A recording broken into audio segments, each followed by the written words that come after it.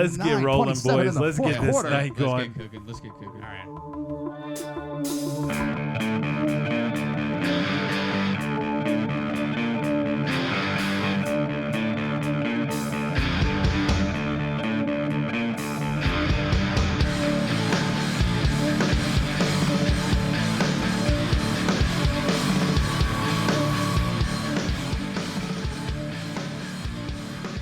What's up, guys? We are approaching velocity right now, guys. Approachable velocity here, guys. It is the A and V here with J and C. Guys, my name is Charles. I That's a go by bad sound Velocity. This is Jason over here. He goes by Approachable Collectibles. What's up, Jason? How you doing, sir? Hey, y'all. So again, guys, we are Approachable Velocity. This is our inaugural Inaugural? episode. Is that a word? Inaugural. That's a pretty cool name. I think you need more Inaugural. syllables.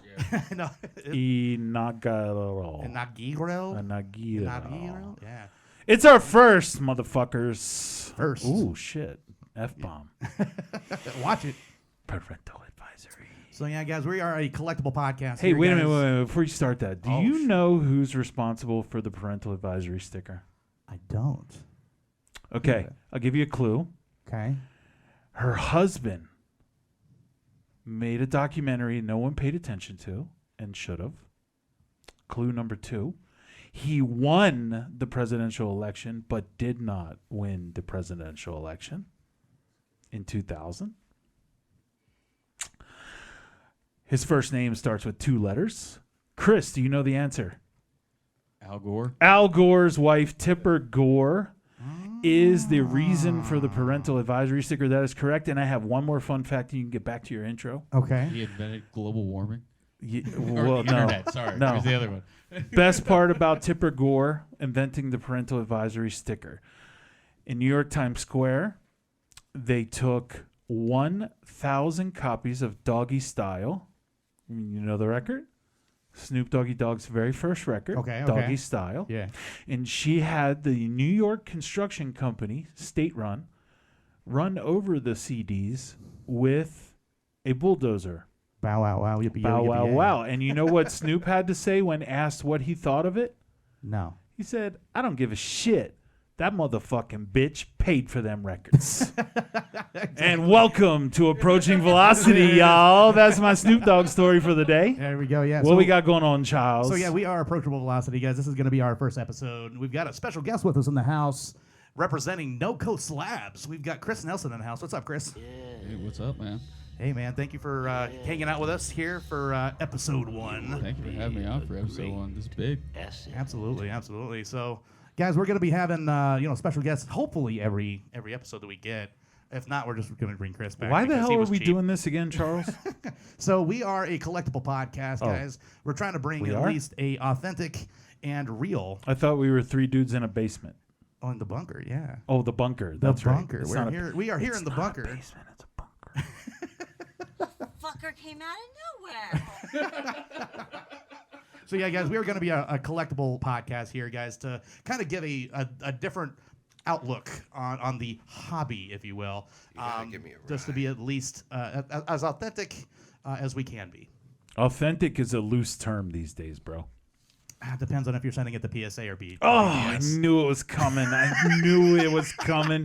Anytime this MFer gets a chance to just make a fucking stupid statement about slabs, he does it. I want to shout out, before we get this episode rolling, Yep. I want to shout out to my good friend Jeremy out at Rare Elements. He gifted me one of the coolest things this weekend at the show. Both y'all were there. I don't know if you saw it, but I'll grab it right now. Shout out Rare Elements, by the way. We love you guys, as usual. He gifted me this Gem Mint 10 extended base short print out of 22 finest of Goguru. I pass it to Chris right there. I mean, Yeah. I don't know what to say. Like, Chris, you brought a presence tonight.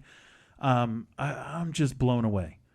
I mean, I'm just not used to this just humbleness and hospitableness from everyone in this community in Denver. Shout out to the community. Shout out to everybody. Just so cool. Do you want to see this, Charles? Absolutely. Hell yeah. It looks good in a Since you tuxedo. got that slab the other day, you did that trade with that kid and he tipped you a slab. Has that ever happened? Absolutely not, actually. Have you Shout out to ever? Was that kid, the dude. first was time cool. you've been tipped with a slab or what? Oh, well, I mean, that was after the fact, too. It was like I an know. hour. He He came came back back. afterward. Yeah, he's like, I wanted to give you this. Because you paid full price for my card. Yeah. I want to give you this, Yeah. this free slab. Dude, this is beautiful, when man, you give this out Grogu. gifts like that, like you That's want cool. you want somebody who's gonna appreciate it. I mean, it's And- just so amazing, dude. Yeah. Like, I don't even know what to say. Like, I don't think I've gotten heartfelt gifts like this from family members. Yeah. You know what I mean? But anyway, Charles, you were saying in the introduction, I keep cutting you off. That's my job. I forgot what I was saying. Oh, that's beautiful. Where we are, episode 1. Yeah, there we go. Yeah, yeah. But, but what are we episoding 1 of? What is this like kind of thing called here? So we're going to go ahead and do like a 3-episode type of part Wait, 1, part 2, a part 3. trilogy? Can we say trilogy? Can we say that? Oh, did someone say one ring to rule them all? One ring to bind them? But that's not really a trilogy, is it? Or in the darkness That's more bind them? like Yeah, a something like that, sixagy. 6 That sounds like Chris's last Saturday night. Uh-oh. Sorry. He's So, on the yeah. market, ladies. He's on the market. He's fresh. So we're going to call this H.O.T.H, or History of the Hobby. So we're going to have History of a little bit the of that, hobby. little What does bit the of this. hobby mean? So a little bit of this, a little bit of that. So our first episode is going to be actually titled TPM, The Phantom Menace. But what does it actually mean? We're always going to have an acronym on the back end. On this one, we're calling it Post-COVID Machine. Oof, COVID. We could probably do a pod just on that. I mean, there are people that have podcasts about brushing their teeth and tying their shoes. Yeah, I watched those earlier. Really? Yeah, How was that? boring. Yeah. Especially the flossing Things you do every part. day. I mean, if it was smell-o-vision, maybe you could at least get the rankness out of the flossing. But So what we're doing, guys, is we're going to be talking about the hobby in general, but let's do it a little bit more intro to us, right? And where we come from, why are we doing this? You know, that kind of thing. So I'm going to start it with you, Jason. oh, boy. Where do you come from? Why a podcast? You know, why collect what you collect? Man, the Cliff Notes version of me. I've had quite an adventurous life. I was born in Baltimore, Maryland. If anyone's ever seen the HBO famous show The Wire. Oh, yeah. Good Yes, show, good I was born in West Baltimore. I had a nickname of White Boy Number 3 because there was no White Boy Number 4. show. Okay. I was the last of the Jedis. But no, I grew up in the projects and then moved to the county when I was younger and then went to high school there. When I was 18, I moved out of Baltimore and moved to Las Vegas where my father lived and started a career twofold, one as a chef and one as a musician. The entire time during my childhood, during the late 80s, early 90s, mid-90s junk wax era, as we refer to it, Yeah. I collected. When I was 16, on my 16th birthday, I did not receive a car. I did not receive a cake. But I did receive my father's and my grandfather's baseball card collection. Oh, wow. Okay. When I was 18 and moved to Vegas, I decided to put that in my grandmother and grandfather's crawl space and moved to try to be a rock star. How'd that turn out? Let's not talk about that. Okay. That's another podcast, actually. Hey, Shout out to all my failed band members out there. There's probably about 38 of you. Hey, I think you're a rock star. I know. But that's just because you're handsome. That's all. But anyway, Just because you're a groupie. but anyway, so when I was 21 years old, just after my 21st birthday, my grandmother calls me and says, I have some bad news for you. And the first thing out of my mouth was, has my grandfather passed away? And she said, no. And I said, then there can't be much more bad news. And she said, there was a fire in the crawl space. Our furnace caught fire. And everything is torched. And you no longer own anything that you had down there. I said, that is worse than having my grandfather die. Because I can't even tell you, 40s, 50s. Anyway, so I lose my whole collection. In 2004, I meet my wife. And I had a buddy in Vegas who owned a baseball card shop. Okay. His name was Mike. I've lost touch with him since. Shout out to Mike if you're ever listening out there. Get a hold of me, brother. But I worked with him and kind of silent invested in his shop and got back into it. So if it's only been recently, about 20 years, but I never did it for profit. I always collected, and I think we'll get into that. And so that's kind of my lineage leading up to the pandemic. As far as the hobby goes, I mostly collect music memorabilia, Star Wars, and baseball. Okay. So that's kind of like my origin story. I do love Marvel. So anything Marvel will definitely get into that collection. But what about you, Charles? Like, what is your story? Man, story of a 40-year-old, right? You can just, go for. Why am I the go oldest for- guy on this fucking Well, podcast? geez, I've been collecting or gaming or doing whatever since I can remember. The possibility of successfully navigating an asteroid field is approximately 3,720 to 1. Never tell me the odds, kid. Yes. Speaking of which, I saw the new. It's hard to say. The new Indiana Jones last night. Yeah. Wow. Was it good? It depends what your definition of good is. That's Is your definition of good sticking your dick in a garbage disposal? It was that bad, huh? Fuck my life. Gosh, I was actually. Chris, have you seen it? No. Oh. I was gonna Speaking say, of which- that's a hard wow to decipher.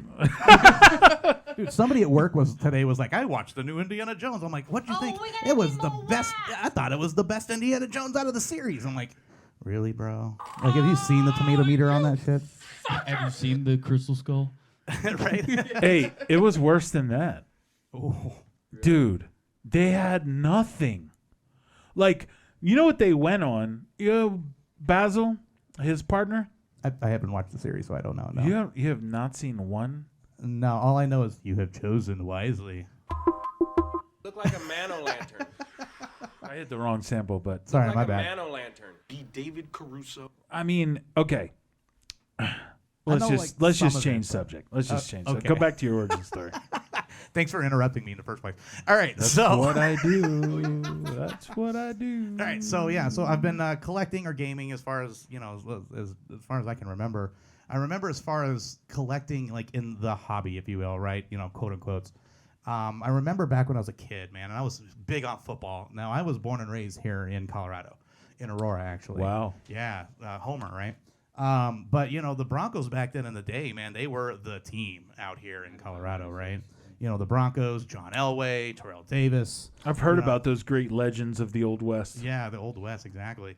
And I would collect John Elway and Terrell Davis cards, right? And then along came this guy named Peyton Manning as a rookie, and then I started kind of collecting into that.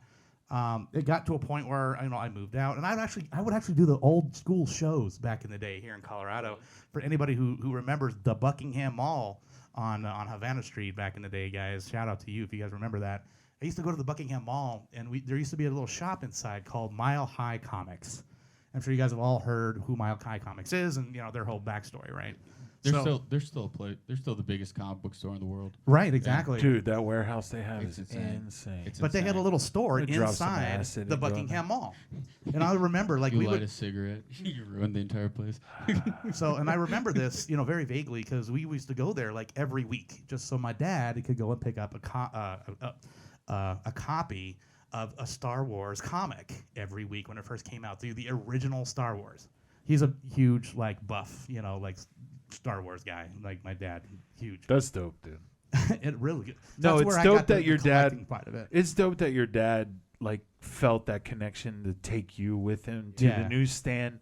It's release day.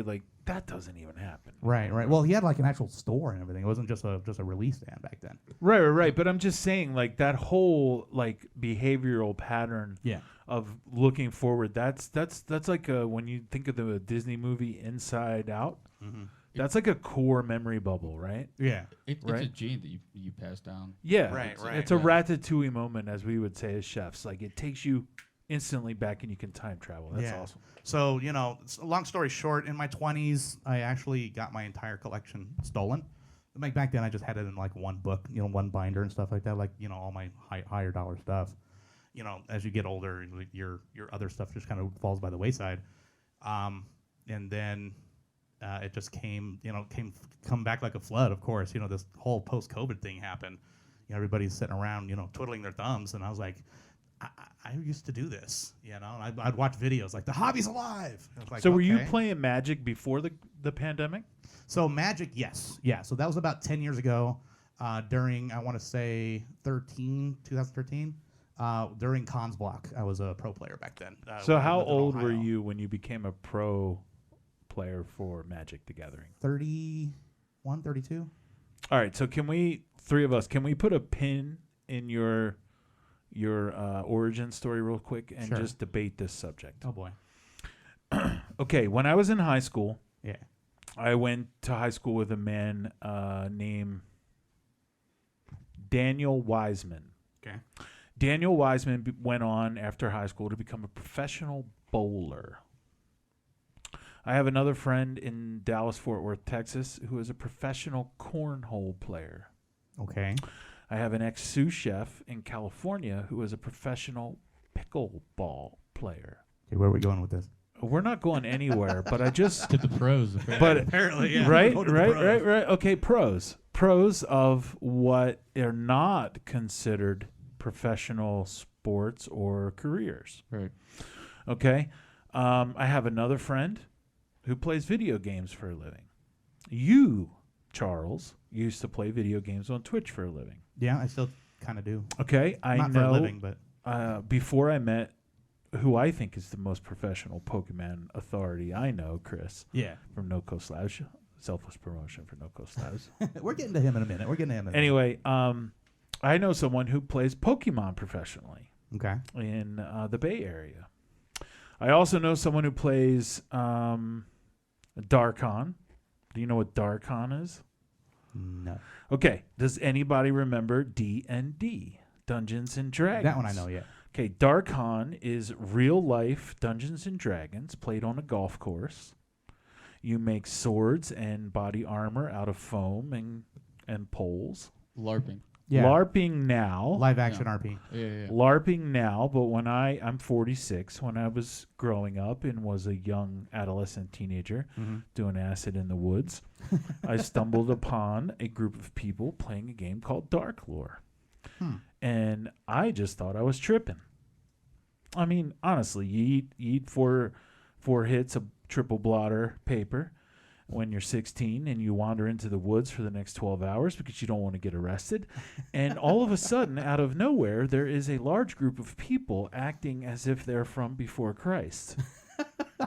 Okay. So I got fucking interested. You know what I mean? And then I kept eating acid. Now, as an adult, You- eating acid in the woods. Yeah, right. Exactly.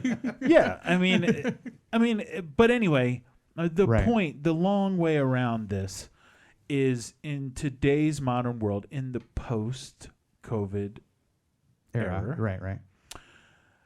being a professional has a very broad spectrum now, right? And I think that says a lot for the consumption of the hobby. And what do I mean by that?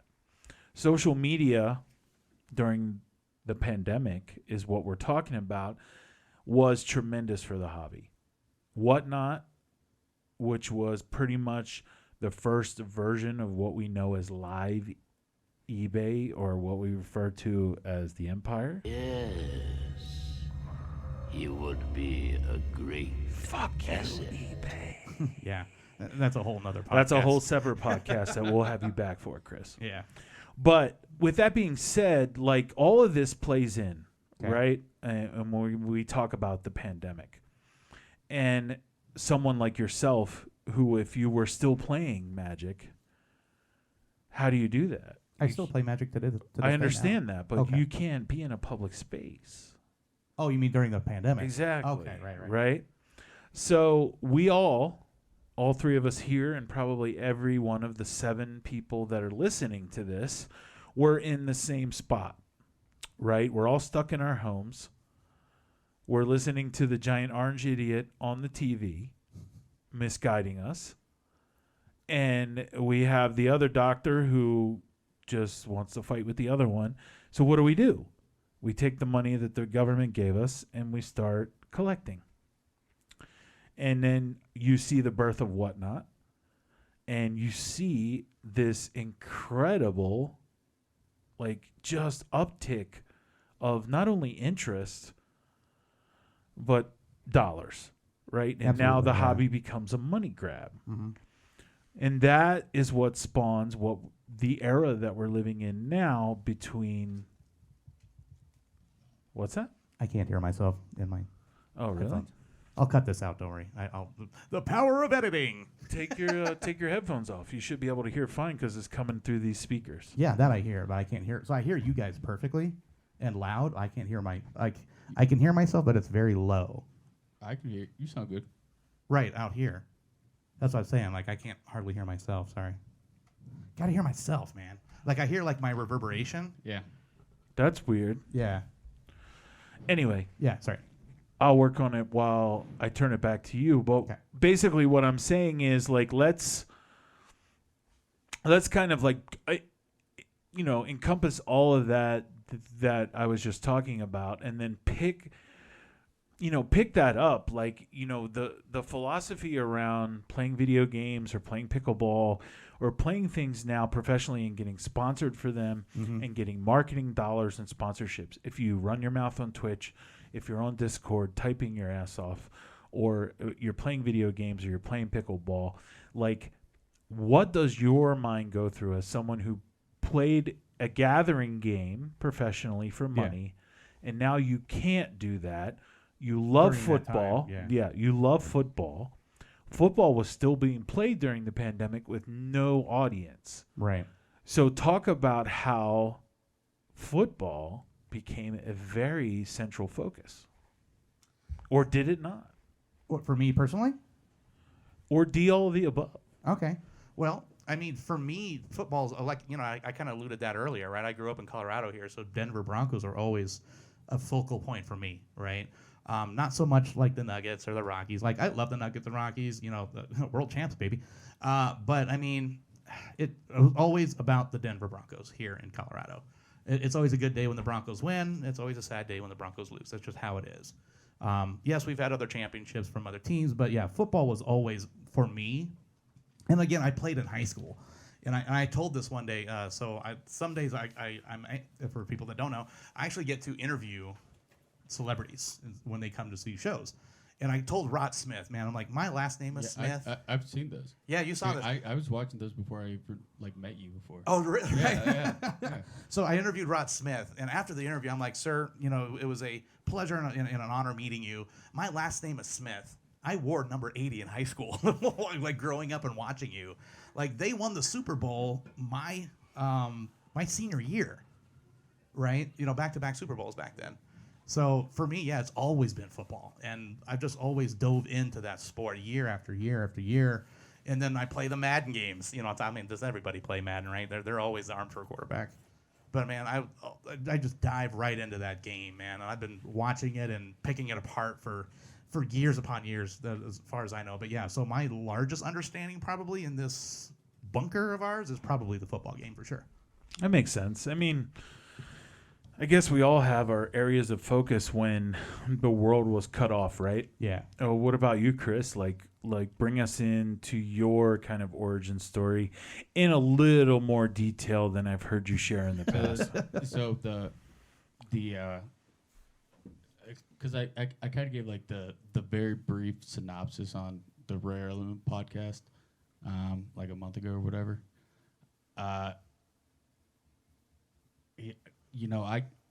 didn't even start with the pandemic.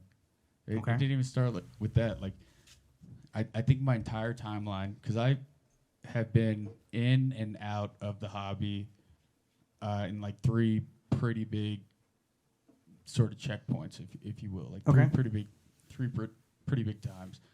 I was a kid that lived, during the 99, 2000, the wave. So I like had the binder with, all the Wizards of the Coast sets. So I had all this stuff. And Were you around during the birth of Yu-Gi-Oh? I was there for that. And I remember I got my dad to take me to this one local shop called US Play in Georgia, like, I don't know, 4 or 5 times trying to get a Joey theme deck. No. They were always out of Joey theme decks. So little factoid, and sorry to interrupt you, just so Jason knows. So when he talks Wizard of the Coast is who creates Magic. They are the owners of Magic, Wizards of the Coast. Oh, no, So the people of Magic are the ones that birthed Pokemon.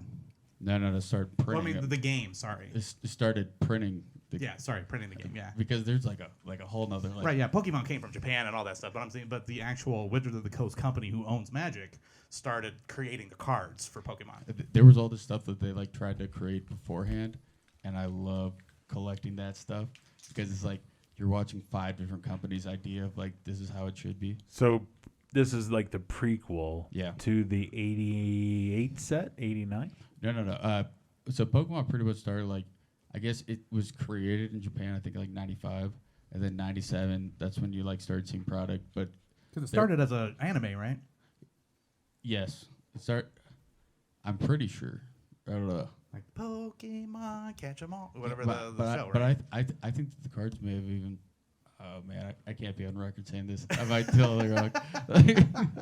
But People I will cut your head off. dude. Right, exactly. Pikachu to death. mean, they're like, would you the dumbest person ever? You don't know Right. about this? I mean, what was it? Thanksgiving Day parade this year. We With had the Pikachu. Goguru and we had Pikachu. Yeah. Okay, yeah. You know, I mean, come on. Pikachu is the most recognizable form of intellectual property in the entire world. You don't think Hello Kitty is? Bigger than Hello Kitty. I thought Michael bigger- Jordan was. No, he's a real person. He's not a movie. He's a real person.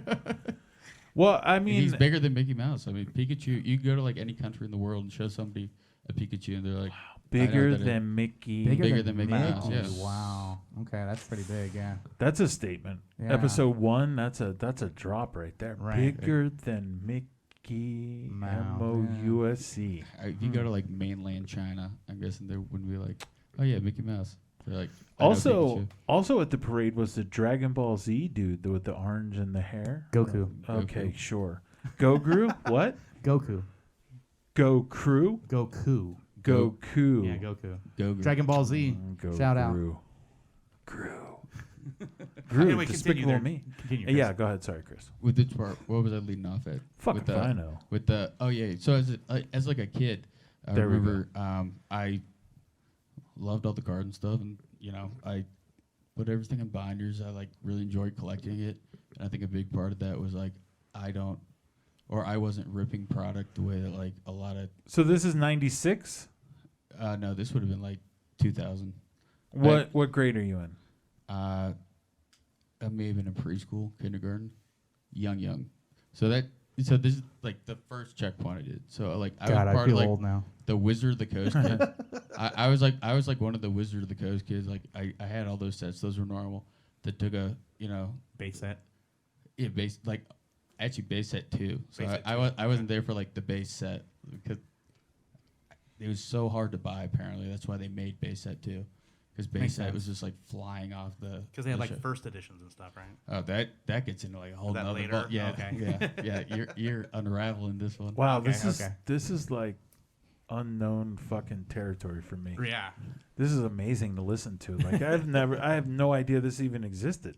So when it was, I guess would have been of 7th grade, so 2008. My mom got me like an iPod Touch for Christmas, and I remember I started like watching YouTube all the time, and there was like a popular genre coming up of people just opening packs on YouTube. And, Right. And you know there were creators like Primetime Pokemon, PokePix, like people like that, and it wasn't Whatnot. There was like no money that was tied to it. It was It was just like TikTok too, right? no, this is like TikTok wasn't around by then? no. This is like this is 2010. Gotcha. Okay. So they're ripping just for visual pleasure. Yeah, Yeah. This is like I want to like record these hits that I get so they can go back and watch them. And yeah, that phenomenon's been around for years. so I was like 13, and I started recording myself. They're still on YouTube. Nice. I'll drop. I've never dropped this before publicly. I'll save it for this podcast. We got a hit coming in. Exclusive. If you look up Mr. Sock is Fat on YouTube, you can find What? Is that PHAT or Hold FAT? on. T-O, not Terrell Owens.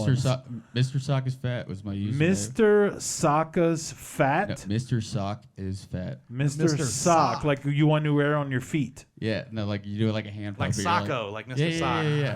Wow. Okay. What's that sock full of? That's what I'm scared Why of. is it so fat, dude? Is it PHAT or No, FAT? FAT. They hadn't even invented the word PHAT Mr. yet. Sock is fat. All right, okay. In stereo. I'm definitely looking that up after today. I was a pretty funny kid.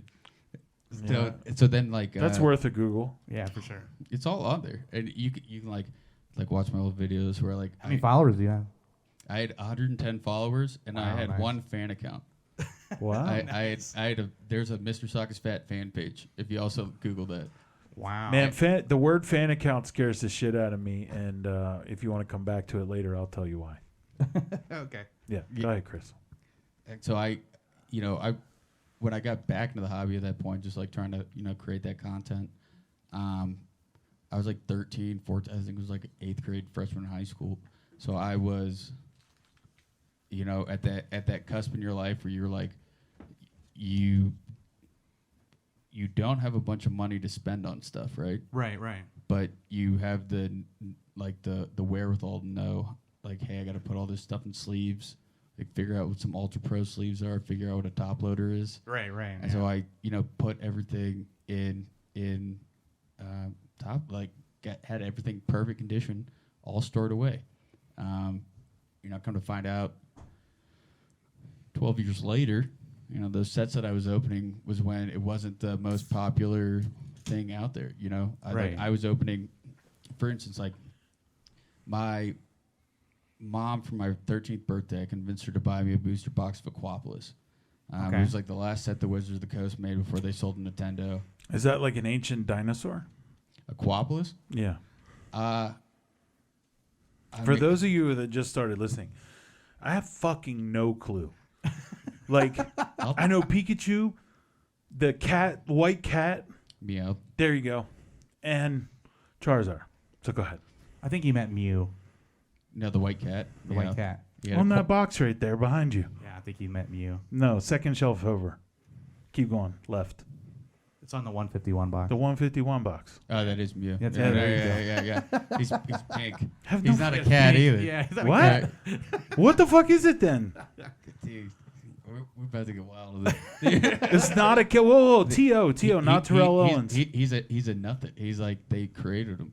No, he was like a legendary thing. It's not an animal? Or any of them Pokemon animal? really real are animals? not animals. Dude, some of them were like not like. I think in one of the current or like the second to last set, they had like one Pokemon that was a set of car keys. I mean, they just it gets like insane. Okay. Yeah. All right, I'm gonna take a left turn here. They're more and like icons than they are like. I'm going to like Never animals. Never Land. Okay? All right. Hear me out. Yeah. Excuse me. I have heard and confirm this rumor if you have heard. There's a convention that takes place, I know in New York for sure, once a year. It's called the Brony Convention. Okay. Do you know what it is? Yes. What is it? The people that enjoy, they're guys that enjoy My Little Pony. Yes, they and and they they're enjoy bronies, it yeah. so much that they dress up like My Little Ponies. Correct. They enjoy it so much that they dress up and they insert dildos with tails into their asses. Okay. And they look... No, that's furries. Yeah, I think that's different. You're talking bronies. Did right you now. say a Yeah. Furby? A furry? Furry. A furry. Anyway, I used to listen. I Yeah. used to listen to this talk Hold on, show. Stay let with me the check my times, ass old- real Yeah, quick. hold on, let me check my ass. Stay with the times, old timer. I need a wax. No, but I used to listen to this talk show, and they would send interviewers to weird conventions, and this My Little Pony convention was one of them. Okay. Talk about like Channel 9 News or whatever it was on YouTube. I don't know. Oh yeah. Channel 5. All gas, no brakes. Yeah. New, all gas, New, no New brakes. York. Hey now. But anyway, Love that guy. He's awesome. It's an amazing thing that to think that you can have conventions for people who dress up like My Little Pony, or you can have conventions for people who punch you in the balls and you say, "Thank you, master. Thank you, master." So my There's a lot of weird collectors. yeah, out yeah, there. yeah. I'll give it that. That's yeah. a collector of pain. But my question to you, Chris, is in living in the world of Pokemon, are there conventions or maybe dark websites? You know, there is a dark web. Have you heard of it? Yeah, on a Tor browser. A Tor browser. but no, in all seriousness, are there like whack jobs out there that dress up and do sexual acts as Pokemon characters? I think that's my real question. The people want to know. I think the people that I think Charles has. I'm just saying. I'm sure. I think only you want to know. Apart from our 4 listeners. Fuck yeah, I want to know. What the fuck you think we're sitting here talking for? I've actually been thinking about this a lot. There you go. There you go. Uh-oh. What a transition. I'm sure that there's a person that checks every single box for every situation in the world. Like, I'm sure that there's like... There's a collector for everything out there. Yeah. Even toenails. That should keep her. Yeah. That should keep her. Wait, you don't go to the toenail convention? It's a big show, man. The toenail clippings, right, exactly. People drive the up clipping from, collection. People fly out for that one. It's a mercantile for but it. Is there yeah, there is. Is there? So there is... Because I know Hello Kitty, there's a convention for that shit. Well, I mean, I think in anything, it's just called role play. Just like, there's... coming from the Star Wars side of things. Cosplay or role play? Both. Because role play Cosplay, takes role place play. in the bedroom. Exactly. Cosplay takes place in public. Because you've never been to my bedroom. I mean, let's be real. There isn't a man out there that wouldn't want to have their girl in the Princess Leia costume. Oh, you said it, brother. Come on now, come on. Well, this is actually fascinating. You bring this one up. Like, I saw somebody like commented something on Instagram on like one of these posts when like it was some discussion and somebody was like, "Those aren't even selling well right now," and their name was like Pokey Tits or something. Shout out Pokey Tits, I guess. Pokey Tits? Their name was like Pokey Tits. Okay, wait a minute. I'm no Hold free on. ads, I know, but like, yeah. We have in the Denver area, we have Pokey Dreads, Pokey Brats, Pokey Hits, Pokey Blitz, and now you say Pokey Tits. Pokey Tits. Wow. I don't know if they're in the Denver area. Tips with a P or tits with a T? No, tits with a husband.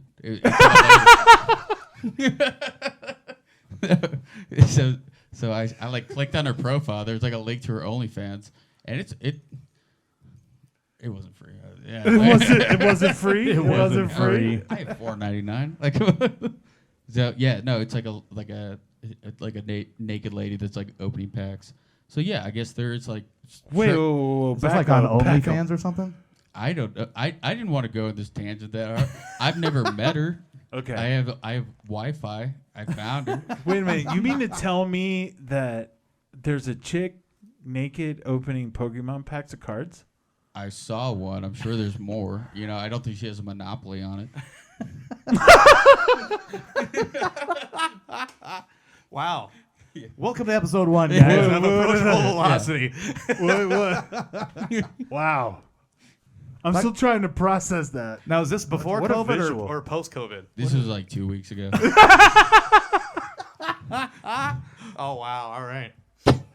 Oh, God. That's good classic. shit, That's dude. classic. I don't think we could have wrote that. Like, if we would have had a meeting, like, let's say we would have had a writer's meeting for this, right? Which we didn't, right? FYI. I don't think we could have come up with that. Probably not. Like, that was so organic and amazing. We try to come off the cuff as much as possible, for sure. So, wow. Talk about history of the hobby. Chris, I'm stuck. Well, that's some history for. I don't know. Was she showing her face just by chance? She was showing her feet. She was showing her face. Yeah, I know. You can see everything. Anything and everything. I think I saw her like heart rate at one point. You can see, like I could check her pulse. All right, I got one more cool COVID story before we get into the next part. Okay. That way it gives you time to look at your notes, Charles. All right, cool. Thank you. Appreciate it. I heard about a lady that was on OnlyFans, and she was not taking her clothes off. Boring. She was lactose intolerant. Do you know where I'm going with this? Not at all. It's fantastic. This is fantastic. Are you ready for this, Charles? I don't know. Am I? I don't think you are. I've never been on OnlyFans. I've only heard about it. I've only heard the story. You will not find me. I've never been on it. I don't have an account. I know what it is only through But this lady was lactose intolerant. Okay. You can log on to her OnlyFans, and you can purchase for $49.99 a 32-ounce mason jar, which is made by Ball. Shout out to Ball Arena, owners of the Avalanche and Nuggets. Cronky Sports. Her farts. She will drink. I'm not fucking with y'all. She will drink 1 gallon of milk for $49.99, and she will wait until the lactose has become intolerant. No longer tolerable. Wow. She will put said mason jar up to her ass cheeks.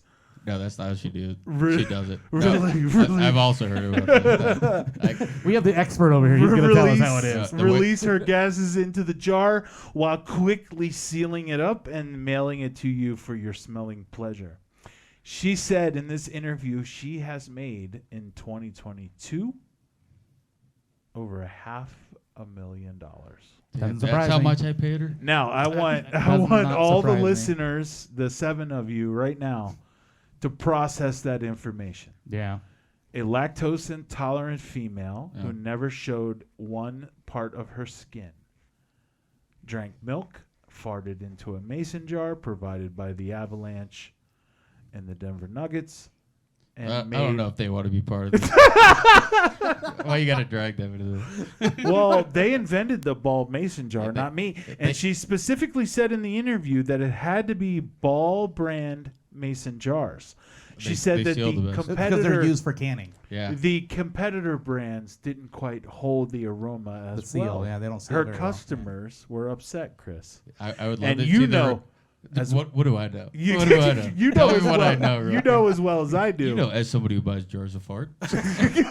that only your customers have to have complete satisfaction, yeah. No, especially on OnlyFans. right. Well, I don't do farts or I fart. I don't think any of us I do pro farts. bono farts. I don't think we post farts, but we definitely prevent. what I smelling think. them. What I think. Well, you're that is saying- a perfect transition. Have you either of you guys ever dated someone because you like the smell of their farts? no. I'm just saying, like, what kind of percentage of humans are we talking about here? 2%? 1%? Less than 1% of humans on this planet like to smell farts for arousal. This is what we're talking about. You know, that goes right in line with like the professionals talk. You know, like we got professional farters out here.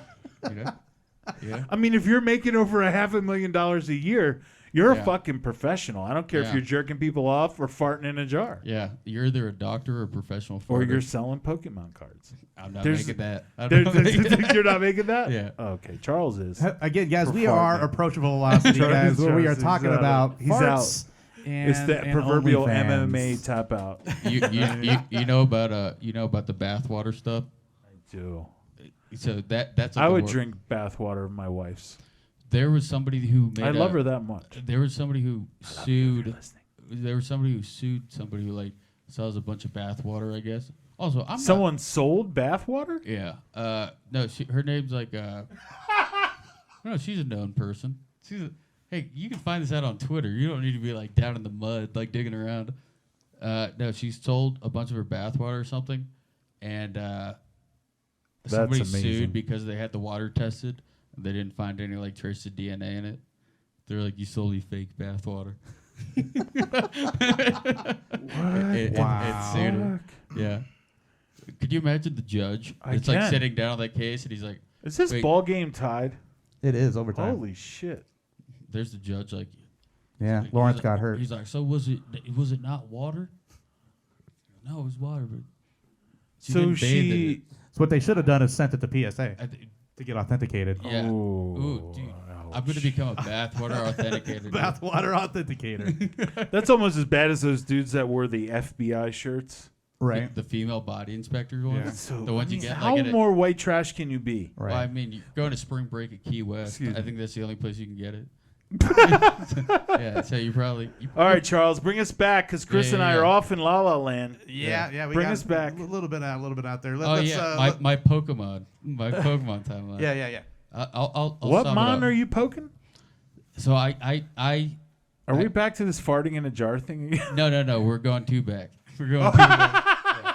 Don't worry, we'll get back there. So What? Just talk. You can edit. Oh, yeah. I was going to say, do some of your funny, zing, stuff like that. do the soundbite of you farting into a jar. Also, the way that they do the Oh, we gotta storing the need farting in the jar is they have a girl sit in the bathtub and they like make a seal by like putting the jar upside down in the water and they fart and they catch all the bubbles. Exactly. Wow. Yeah. So In the asshole. Wow. Wowee! I'm sorry. I really don't swear this much. So let me go ahead and transition just a little Yeah, bit. Okay? you Let's transition. Let's Go transition ahead, a little go bit ahead. here. All that's right. from So, our sponsor, Judd Apatow. all right. So when we're talking about the post-COVID machine, all right, and we're going to Is that talk what we're about. talking about? Yeah. That's what Shit, we're I was supposed to having be fun with talking Chris. about. my origin story I had a good tie-in. Your origin story Okay. was about farting in a jar and Well- non-DNA bathwater. That's all I got out of the whole story, Chris. I'm sorry. Damn. I'm just we're, kidding. we're straight up convoluted. I love you, buddy. I love you too. So, Charles. No, go ahead. Yeah, you're Oh. talking so about I, the rest I, of your tie-up. So I put everything away. Like put all like the Pokemon stuff away. Because you fell in love with vagina. I think I just smoked weed once, and I was like, I don't like Pokemon anymore. Like I just I smoked weed, like got a girlfriend, like you do high school stuff. Yeah. You turn 16, like you start driving a car around. I think like you're trying to be cool and not that nerd. Well, I was just like so insecure about like liking the Pokemon stuff. Like, Right. I remember like the Walmart. Oh shit. The Walmart that I would like buy packs from, because there wasn't like a card shop in my town. Mm-hmm. The Walmart I would buy packs from was right next to like a YMCA, and I would like have my dad drop me off at the YMCA, and I would like say I'm gonna go work out, and I would just sprint over to the Walmart and buy that, and I like would put in my like gym bag before girls saw or something. So that's Now, where- question actually to you: were you like trying to find places to play?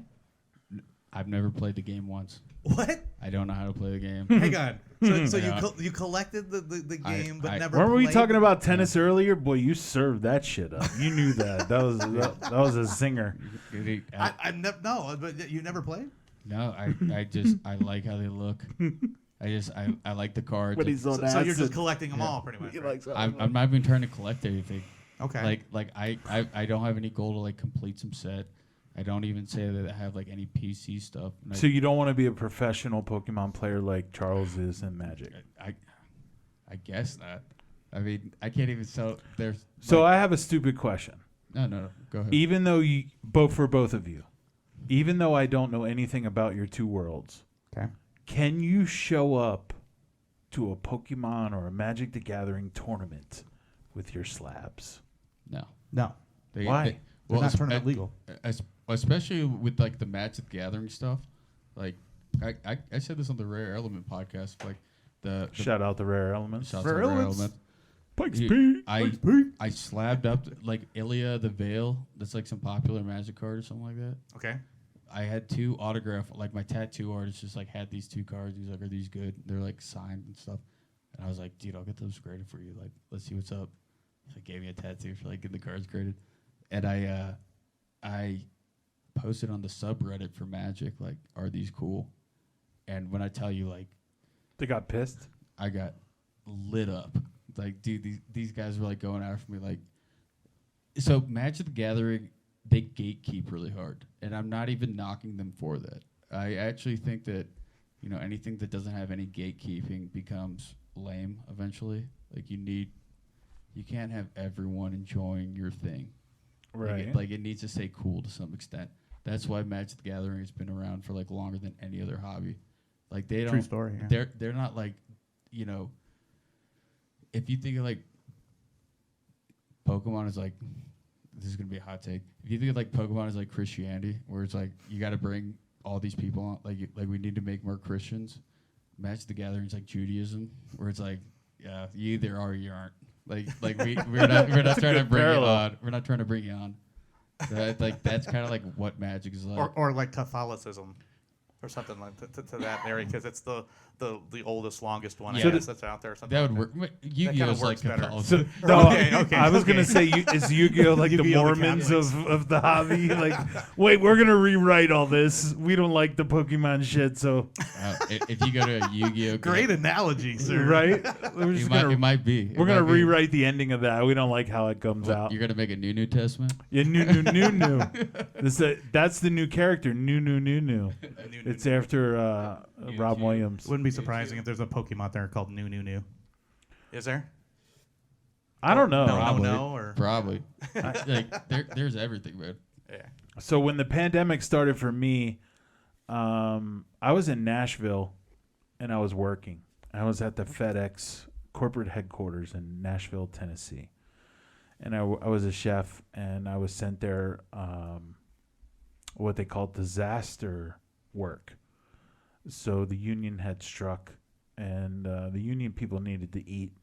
And the company I worked for was a national company that kind of worked like the Red Cross, like you work with, Charles. Okay.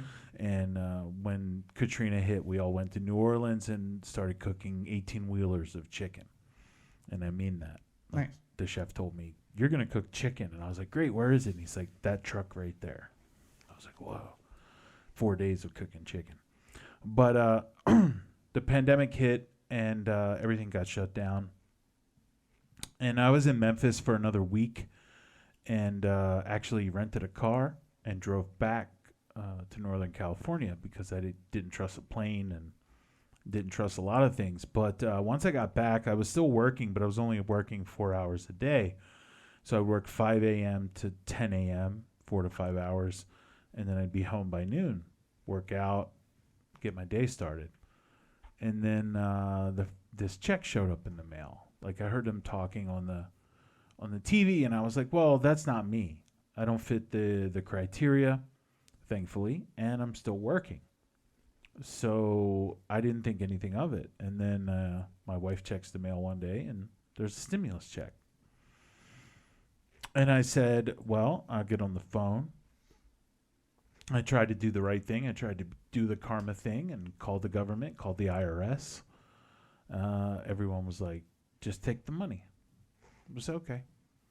So I decided to spend it, and got online and bought $1,500 worth of wax. New wax. Wax I hadn't seen.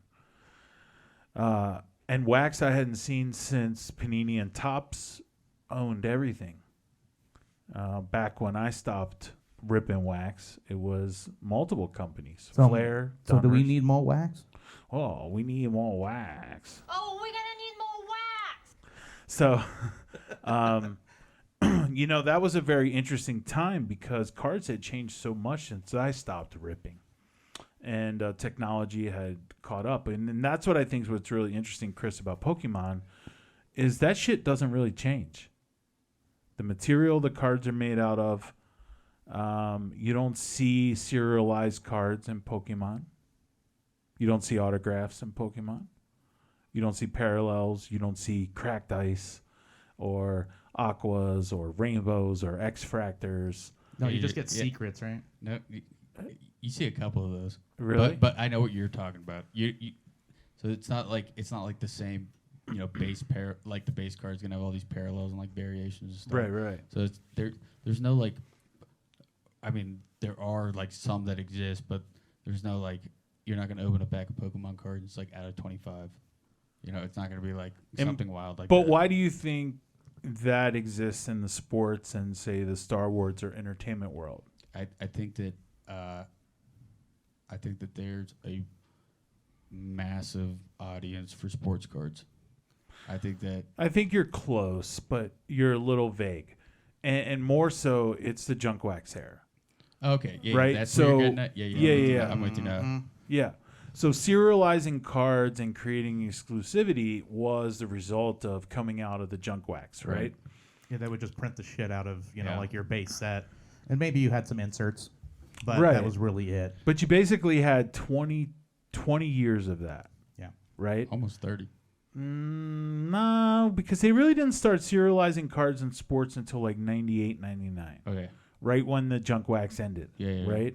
Because they realized that the industry was upside down now, and there's a documentary on Netflix called Behind the Card. They talk a lot about it, and Really? we'll get into Jeff Wilson and I know Jeff Wilson, Yeah. sports card investor. and Yeah. our opinions of him and the shop he's opening. We'll get into all that. Sports card HQ. Yeah. In later pods. I mean, we all have opinions on that. We can talk about Aoki later too when you come back, and his run for MetaZoo and pairing up with Topps and getting ripped off. That was a great spot in that documentary, right? I haven't seen the documentary, but I would. You should go home and watch it tonight. I would love to. Behind the card. Because. But you know also that should I Aoki's say- cousin actually has the like he does the whole Pokemon Go thing on YouTube. Correct. Are we supposed to say anything like negative on this podcast? You can say whatever you fucking want, bro. want. I don't give a so fuck. like the guy that like fucked him over on that. Yeah. Dude, like Yeah. That's a known fact. You're not yeah, holding any okay, secrets. okay. Yeah. Dude, that guy is like such a sleaze, dude. Mm-hmm. That guy's like such a scumbag. And Who The- exactly are you talking about? Be clear. I don't know his name, but he But it's not Aoki. it's not Aoki. Correct. It's Correct. the other guy. That's what I want you to be clear Yeah, about. yeah. We Okay, love you, okay. Steve. Yeah, no. You know, I could see somebody like Steve Aoki being put in a position where it's like, hey, I got a good idea. Like, can you bankroll this?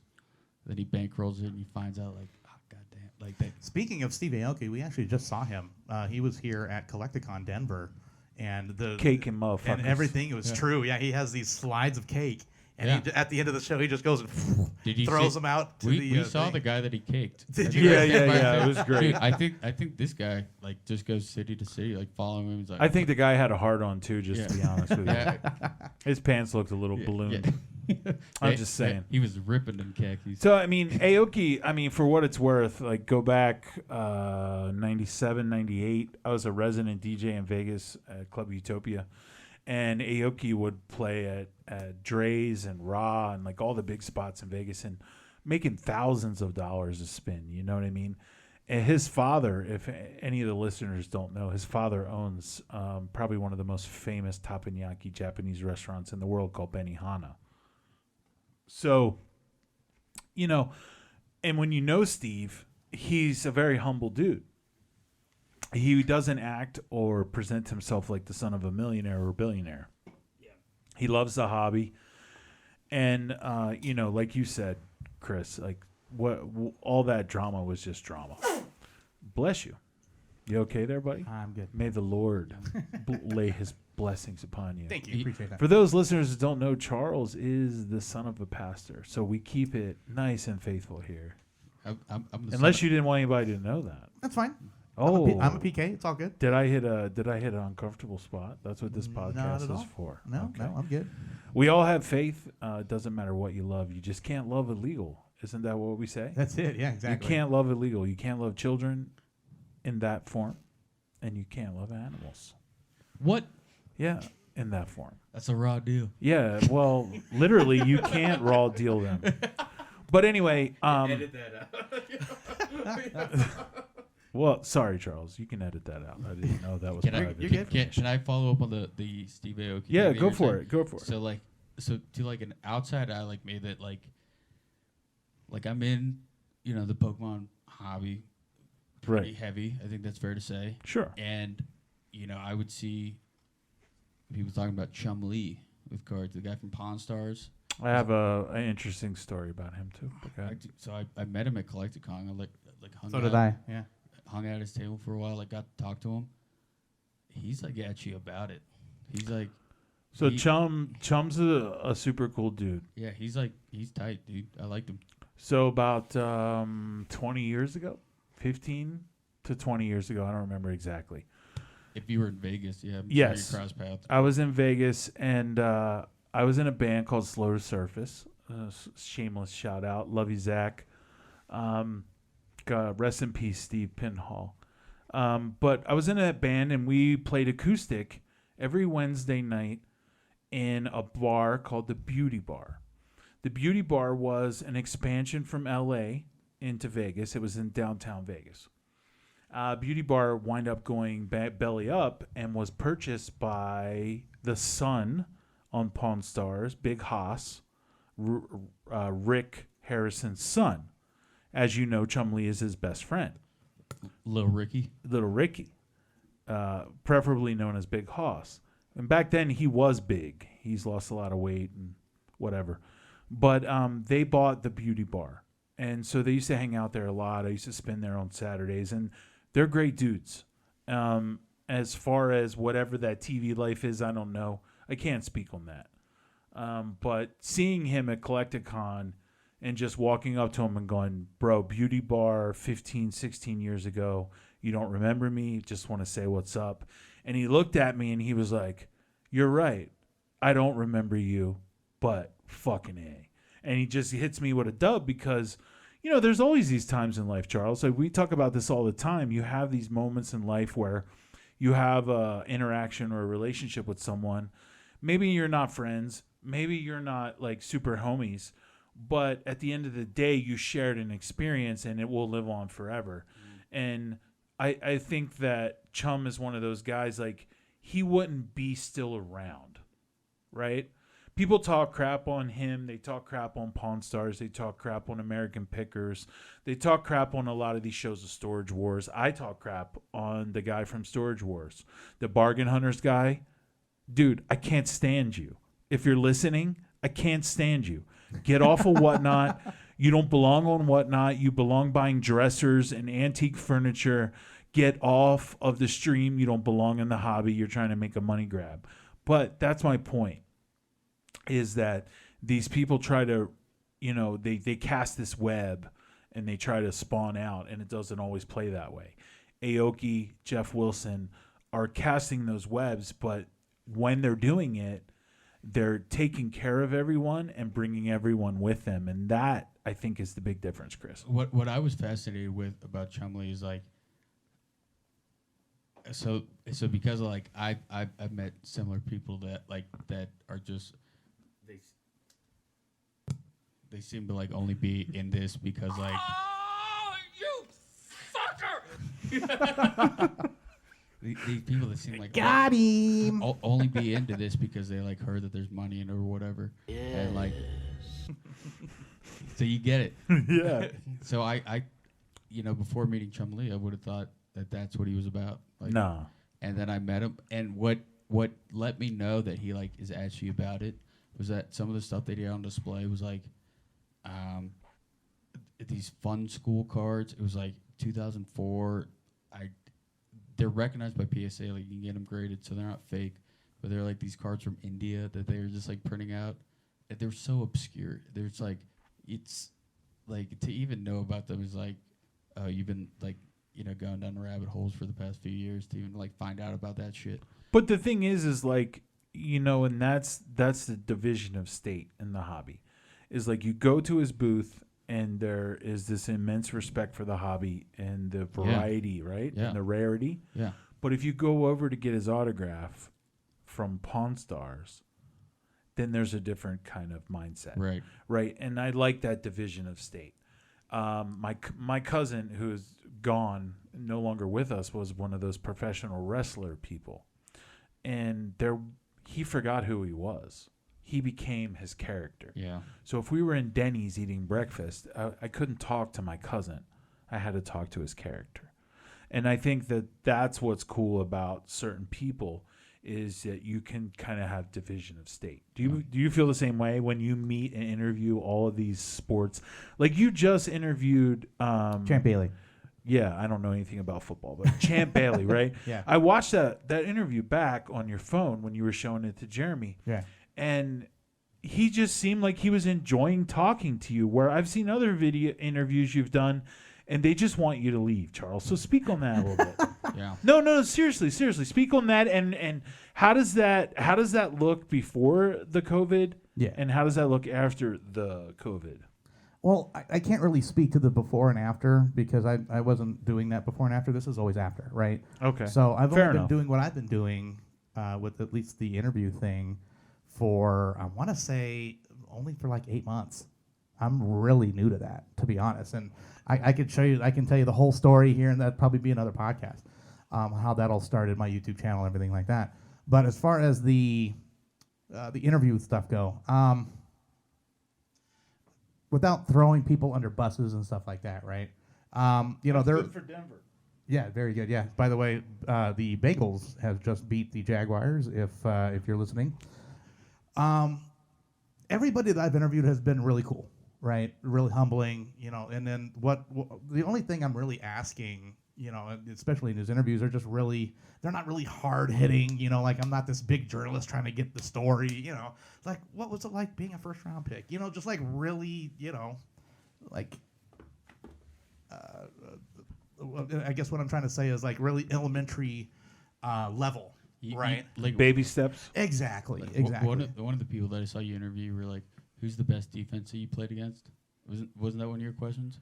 I don't think so. No, Well, That would be a good question, though. it would be absolutely. or what was like the? I think you did. I think you did. I think you did. I haven't pulled up. I mean, and it could be, but I don't think that. Whoever was signing autos at that 2-day show. Okay. So do you think that if you would have been doing this before the pandemic, do you think that your questioning would have changed? No. Not based on what they've done since, but I think that when you watch a lot of interviews post-pandemic, Sure. I think that they're not as in depth as they were. Like people want to spend less time in front of each other. Right. No. Like- I agree Like with that. even Yeah. though the kind of quote unquote air quote scare is gone, the three of us sitting here doing this without masks on. But we could also talk about the people that drive in their cars with masks on and no one else in the car. I mean, we could really get into that. You guys are fucking idiots.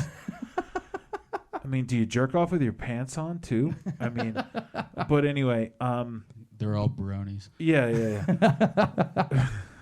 Wow. But when you think about it, like the beginning of the pandemic made us all introverted. And for the introverted, they were like, oh, this is awesome. Now I really don't have to leave my house. So let me take it from like a gamer's aspect. Of Yeah, things, yeah, right let's do now. that. Let's do that. So from a gamer's aspect, the way that, and because that's where I was on the COVID side of things, right? During lockdown, I'm like holding my beer, like Before COVID, though, you were already streaming, playing video games? No, actually, no, I didn't. see. And so a lot of the stuff that I did is spawned because of COVID. So before COVID, I was working at Comcast, just doing stuff on their fiber network. So that's my background, is more like IT-ish networking, right? But I was also a pretty good gamer. I like to think that I like to toot my own horn and say I'm pretty damn good. But it got to a point where I was told I'm pretty damn good. I should probably be doing this whole streamer thing, right? So I'm actually playing Apex Legends, right? And a friend of mine kind of just hops on live, right? And I'm like, okay, kind of cool. I was a little nervous, but I was over there fragging and doing what I do. And after the show was done, my friend's like, dude, why don't you do this? It's really easy. All you do is hit the record button on PlayStation, and you go live right onto Twitch. All you do is make your channel, boom, psh, there you go. There's more in depth to it afterwards, of course, but that's how easy it was to start streaming. Right? I might have had like 1 or 2 people watching me, but hell, that was at least a start. And even it was my friend sitting there playing with me. But I mean, that's all it really was. It was just the start of a record button. Is really kind of So what there's a my parallel development. there. A little bit. There's really no difference between you playing video games and recording it and Chris ripping Pokemon packs and recording it for the hits, For sure, yeah. right? So then that turns itself through the pandemic into a viable business. For sure, right? yeah. Because now there's a platform for Chris to have people pay to watch him break cards for them. And now there's a platform for marketing and advertising and people watching you play video games. Mm-hmm. And this all kind of comes full circle to my professional conversation earlier of whether you collect fingernails or you play video games or you do pickleball or you play Magic. Right. I mean, Twitch during the COVID era blew up because what else are you gonna do? Sit there and watch TV? Something that you've seen, like the reruns that you've seen over Yeah, and but over so again? did OnlyFans. No, a lot of that was spawned from that, right? But what I'm trying to get is that Twitch was, before it was more of like, guys that would just get on there and play some games here and there, but now it actually became entertainment for people. People that wasn't as big before, maybe you were a Pokemon guy and was playing Gold and Red or whatever it was called, right? Like Red and Violet or something, Scarlet and Violet. And they would be on there showing tips and tricks on how to do something. Like you'd be like stuck in some part of the game, and all of a sudden this guy's doing it on Twitch, and you're just like, oh, I'm gonna give him a subscribe. So I'm gonna come back and watch You're him live Nintendo Magazine. Pretty much, yeah. The They YouTube, did all that, yeah. The YouTuber back in the day that I would watch like the walkthroughs for. I think the last one I watched was for like Soul Silver on the DS. Okay. Soul Silver on the DS. Who's a YouTuber named Leroy or Leroy or something, but it was like LUEROI. But yeah, that's the beauty of those platforms. I mean, you got to think like, how else do you find the people in these niche communities? Yeah. You cast the wide net. I mean, and that's what spawned the YouTube channel, right? That I have was what I would first do was people would be like, "Oh, you only do Twitch? Well, you need to be, you need to broaden your horizons." And so all I would do would be I would put my my show archive right on just YouTube, because what happens on Twitch is if you don't stream after a while, or it's like they actually will auto delete themselves. Yeah, you go after away. a while. You don't even like fall out of the algorithm. They just like take your stuff away. Yeah, they just go and delete them completely. That's butt. Yeah. So I would put them. They on don't have YouTube. enough space, right? I might be it, yeah. But I mean, what they would do, so I would do is I put it on YouTube because everything stays on YouTube. I mean, Yeah. your story, is kind of proves that, right? I mean, it's there. Yeah. it's still there. It Dude, never goes away. I have old YouTube stuff on there that I would probably Take not your clothes ever off let on people know YouTube. about. It never goes away. I might show you guys one day, but Please don't take your clothes off. Dude, I'm thankful that my videos That he never got doesn't take deleted. his clothes off? Yeah, me too. But no, yeah, but that's how it started, right? I would just put my video archive on there from my Twitch channel, Right. so I could actually go back and kind of watch myself every once in a while instead of going Yeah. through my Twitch channel. And then it just became that I was like, okay, after I stopped doing the whole Twitch thing, I just went and did the whole cards thing, right? I kind of started doing product openings like you did, kind of trying to get my feet wet. And then it was a thing because I did a whole bunch of research. And I was like, you know what? I started watching people like Jeff Wilson, and I started watching people like Mojo Cards. Dude, Mojo Shout out Mojo, dude. He's Mojo awesome. Sports. Yeah, Dude, like I love that I guy. would He's so watch sick. Trike. Shout out Another Trike, by one. the way. He actually gave me a shout out on his channel when he That's he what's saw up. me. Yeah. Hell yeah. But Shout out. yeah, shout out. But it's all these things. It's like, well, you got this person out here in Atlanta, and you got this person out here in California, and you got this guy out here in Texas. Where's the guy in Denver? Dude, yeah. Nobody. I was gonna say that's like Exactly my point. You're like you're tapping it. And personally, I haven't seen any other I've never been to any other community. Like my first show that I ever did was back in May. Yeah. Like I'd been doing like the online store at like a year and a half at that point, but like my first show I ever did was in May. But that's how Are it all you started. referring to? You would be a You're referring great to the Empire, asset. Empire. the Bay. The Bay. But yeah, but I mean that's exactly how it all started. Was just me saying I could do this, right? And so I from my first, I don't know if you've seen it, but my first video that I ever did was this. I just went to one of the card shows and I just started recording. That was really it. Whip the camera out. With the camera out, yeah. And I'm like, you know what? Let's spice this up a little bit. So I'm actually showing my pickups on my video, and then I was like, hey. You're the guy that sold me these cards. Would you mind just giving me a shout out to whoever it was? Shout out to Gino Franchise Cards. He was my first shout out that I ever did. I don't know if Gino's you know. my first follower ever on Oh, Instagram. see, there you go. Yeah. Shout Gino out Cards? Yeah, Those Gino. dudes are Dude, dope. those Dude, are I the love homies. Gino. Those are the Yeah, so homies, he was my first shout out on from me starting the whole YouTube thing, right? Yeah. And that was my first show. What was a Denver card show? So when I started this, I just put Denver card show. The date that I went on, and all of a sudden that actually kind of flew off. And I'm like, okay, so this is something I can tap into. People actually like. So that's where the YouTube really kind of took off for me. I love that the videos you put out aren't like they're not trying to be like I guess this guy's kind of in hot waters right now, so it's fine to say it. like the Gamble people, like Justin Gamble. I don't know if you know that guy. He's Justin like, Gamble. Who? Justin Gamble. Yeah, No idea. He's got like a pretty big following. Clue me in. He Is he on YouTube? Yeah. he's on like every platform. I'm pretty sure. Yeah. He's pretty. Is that big dude that buys out people at shoe conventions? No, he's No, not that No, guy. actually, Not no. that guy. He's the. That guy's that- a douche. That I guy wanna is a douche. the white dude? I want to Yeah, say yeah, he's yeah. actually like half Vietnamese or something, and he's Yeah. from Las Vegas. Yeah, and he Wait a minute, I might know. at the last Denver show, I think he had to send out his girlfriend to purchase for him because he couldn't show up.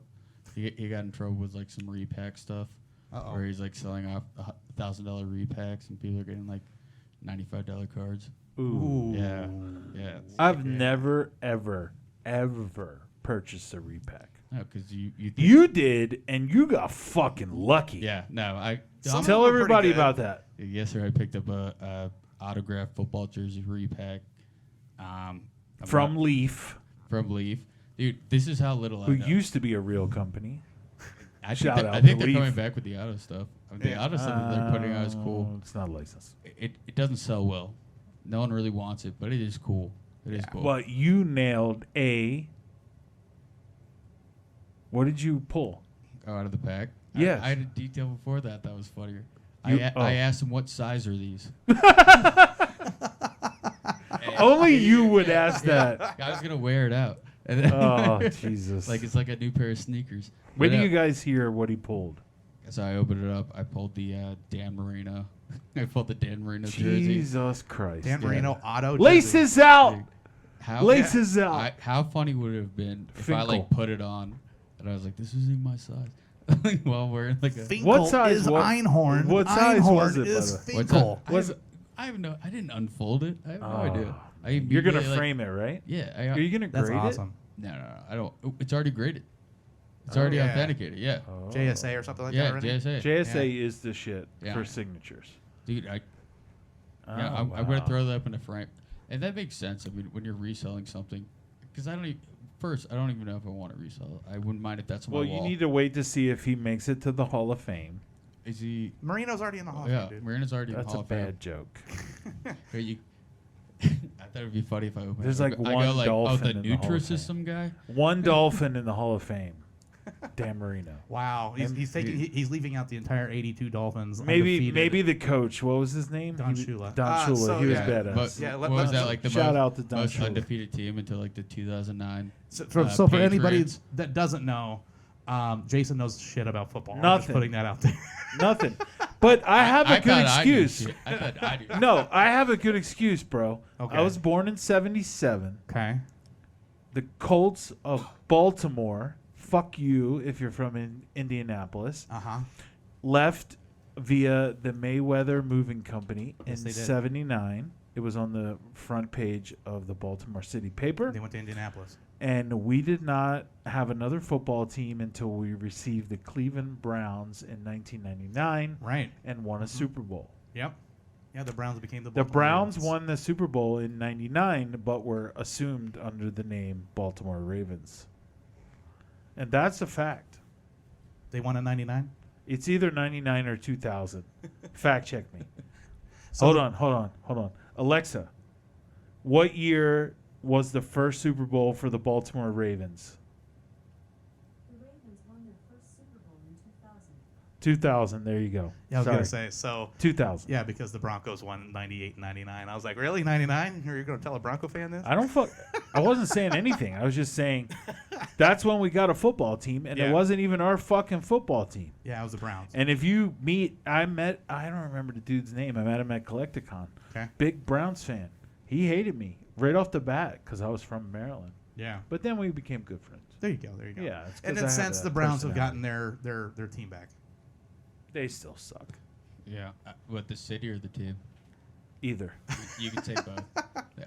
My brother went to college in Ohio, and You have to be careful because we'll all be in Cleveland next year for the Nationals. So you gotta be. One of my goals is one of my goals is like set up at the National one day. Yeah. I don't want to set up. I hear you can make more money at trade night.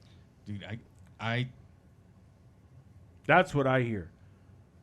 The people set up next to me, the crazy Cubans, the husband and wife team that was just set up next to me at Denver All Cards. Shameless shout out to John, Denver All Cards. at the Crown Plaza.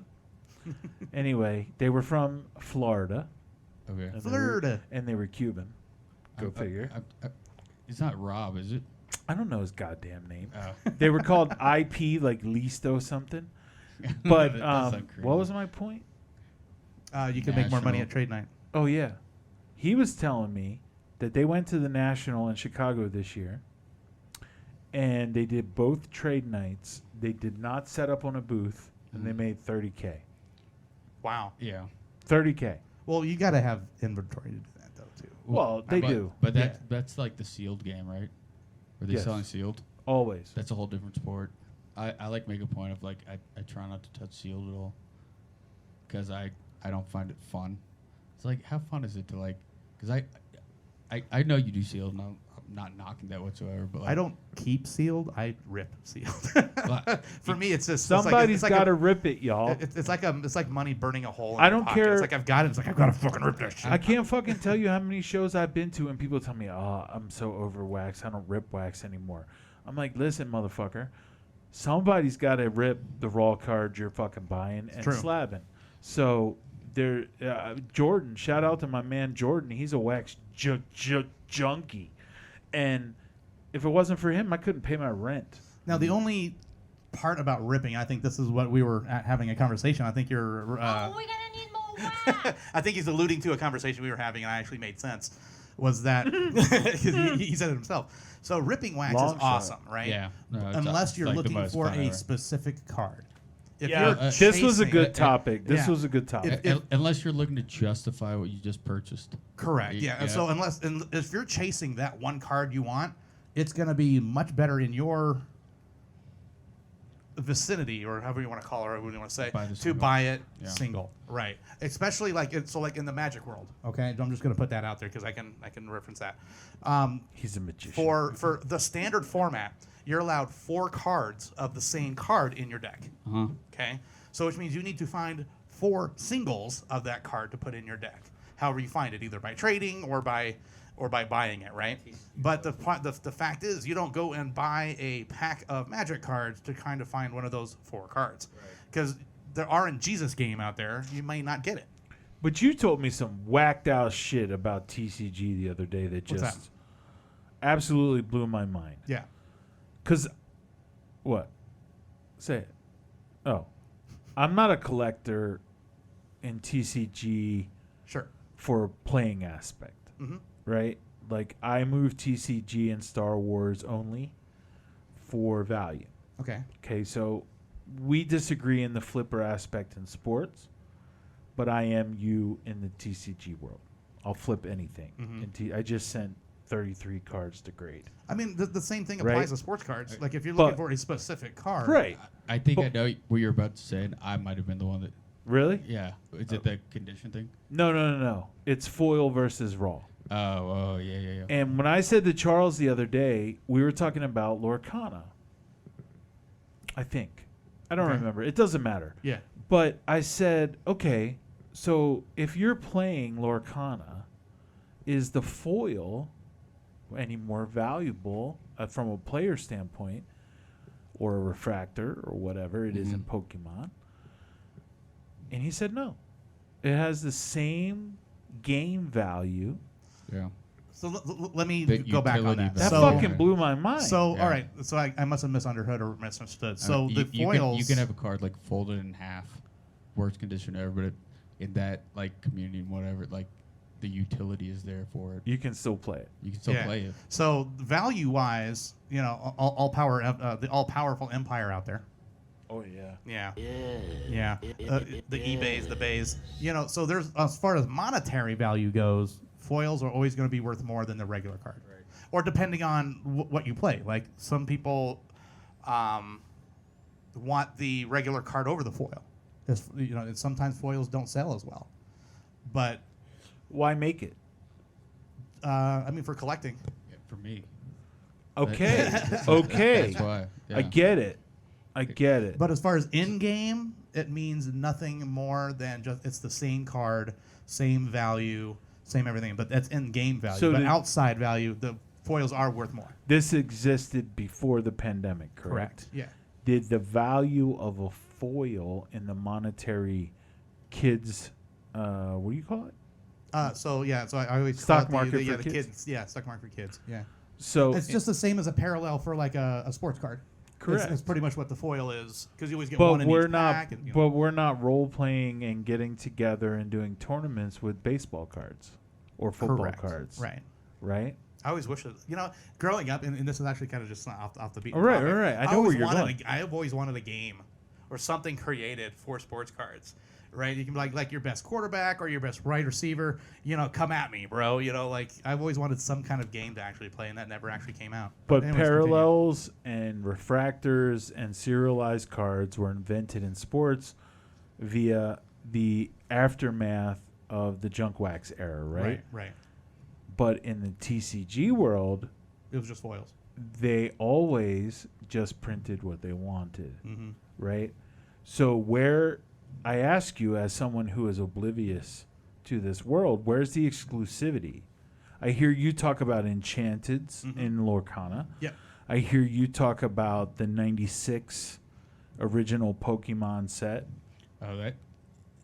I would say the Japanese one, right? I would say like the equivalent to that right now would be, I mean, they do case hits and stuff like, about Hiddens or the about secrets? Moonbreon. Yeah, that's yeah. like the easiest one to like point somebody to. That's like Correct. a modern card of like, The Grail. well, it's the grail of modern product, and it. I've never ripped it. Like, I've tried to rip it. I've like probably one of the reasons why I try not to like rip packs is because I was trying to rip all this evolving sky to like get a Moonbreon. But yeah, it's not gonna. But I mean, I would say that Is a Moon Brown equivalent to a Kaboom or a Downtown in the football world? What is it in basketball, Charles? What's Football and basketball are pretty much similar. So it's Are- Kaboom at Downtown. Are we yeah. going off like pull rate, or Well, are we going off like so like Panini- selling value? So Panini actually owns both. I don't know. Like a Rarity value. Like Moonbreon right now goes at like 580 raw. So Yeah. Just I don't to so know. your like a point. downtown maybe. So Panini actually owns both NBA and NFL. So Not far as the anymore. sports card work, anymore. Not yes, anymore. they still do. Yeah. So they actually still have a contract till 2028 or something like that. Or Well, they're 2027. printing whatever the fuck they want. I know Yeah. that. Yeah. So I think the news is right now they're going to just keep doing it until I think they backed out. It's Or weird. the NFL backed off of their don't print anymore. So does Panini have any stake in the TCG world? No. Who prints Pokemon? Nintendo. Nintendo. Well, Yeah. there's No shit. Yeah. I did Yeah. not And- know and that. Well, they're the ones Wow. that they're the ones that print the games too. You just blew my fucking mind. But they own licensing. I was today years old. The companies that like print them, I guess there's like one in like Tacoma, Washington, and one in like Raleigh, North Carolina. I'm pretty sure those are like the two printing places. But Wow. Did DC's the distribution? but centers. like Nintendo owns Pokemon. Wow, that's crazy.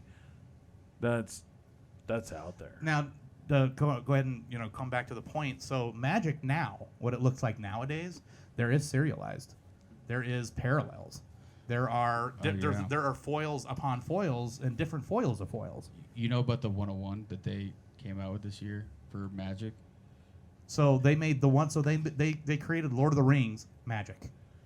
Well, I And know about the one that Post Malone bought. Yeah. that's the one I'm talking that's- about. that's the That's a one. one of one of Yeah. the ring. Yeah, What do you buy it at like 2.1 million? Yes. Yeah, something like that. Yeah. Yes. Yeah. Off It's only somebody like a from graded- Sweden. Always like a graded 8 or something. No, like no, that. It's not even a graded 10. 9 on PSA. Yeah. Oh, yeah. No, it was a That's what- 9. Not even a 10. 2.1 million. What One did of I one. say? I of said the 9, one ring. right? It was a 9. Oh, Yeah. yeah, it was 9. Was that a It 9? I thought it was an 8. It was No, it not was an 9. 8 or a 10. It was a 9. But Yeah. it I've would- watched that video like 7 times. But yeah, Posty, yeah, he bought it for $2.1 million. Here's a good thing for your listeners to know. Only ever authenticate a 101. Why do you need to grade a 101? There's one of them. Just authenticate it. I've thought about that. I have 2 101s upstairs that came already sealed from Tops. So, like, yeah, with the pack, and they've got the sticker on it. One yeah, is out see? of Pristine, the other one's out of Archives. Yeah, but without the grade, you're not going to get the price that you want for it. Uh, you're going to have the snob that other like, Well, well, I but don't know. like- No. I don't know if it's an 8 or I- 9 or a 10. I don't know I- what to pay you for. I don't know. Like when like Sorry, when I get to No, like you're right. negotiating with like I'm like a huge buyers. slab snob, man. Like we can get into that subject. If I'm like negotiating with the buyer, I can't see a situation where a 101 because it's a 10, they're like, well, I definitely need this one. That'd be something that they'd be like, it doesn't matter. But if it's a 9, then they would like give you a hard time about it. So it seems like something that you could either risk and you get no reward out of it, or you can just like flop on it. So not flop in the sense of like you're not gonna. I think it just you only slap them to get it authenticated. Hey, it's real. It's the only one. Like if you think about how grading even works, like how are you gonna tell me that this is the perfect version? You've never seen it before. Because there's only one. There's only one. Right, but It makes you still a lot need of to know sense. what the condition is, though. I don't even think you It's need only to grade one. it. I I'm a grader. I think you do need to grade it just because like it's got to be like the real one, you know. True. No, I'll give it that. But So you're just talking about sending it in and doing an authenticity Yeah. that it's a but, real but it card. could be like a 6 or something, and they're not going to give you that premium value All right. unless their number 10 is right next to Jim Met. We definitely have to get back on track, but you just brought up a very valid point that I want to ask both of you. Okay. Because you are very anti only one in a select grading guy, Yep. and Chris and I would prefer to have our entire collection graded. Yeah. I would prefer to never look at a raw card again. Yeah. Okay? And I'm working Yeah, we on definitely it. differ on that. I'm working on it. Today I just got in 64 slabs, and this is what I want to talk about. I sent some old 80s cards in. Canseco, Randy Johnson from the 80s. Which one? The rookie one? Yeah, Where he's like wearing the Expo a uniform? bunch of them. Yeah. I got a bunch of 4s and 5s back. Yeah. Mm-hmm. What do I do with them? There's nothing you can do. Do I you mean, want- you are- could- Paperweights? Are you asking me as a businessman or You as can't like sell 'em. or as a collector? As a businessman, you can't sell them. Crack them, You can. You crack them and regrade them. or you put them in a mystery bag and be like that kind of guy. Right. You Yeah. have ethics. Yeah. I don't like Yeah. to play that game either. That's an ethics play Yeah. I don't want to play. Yeah, I don't like You that. know, what happened this last show with the PlayStation giveaway? That was cool as hell, by the way. Thanks. Yeah. That's Really cool that was- idea. Appreciate Yeah. that. Appreciate Yeah. that. But the 10-year-old that spent over $100 and didn't win.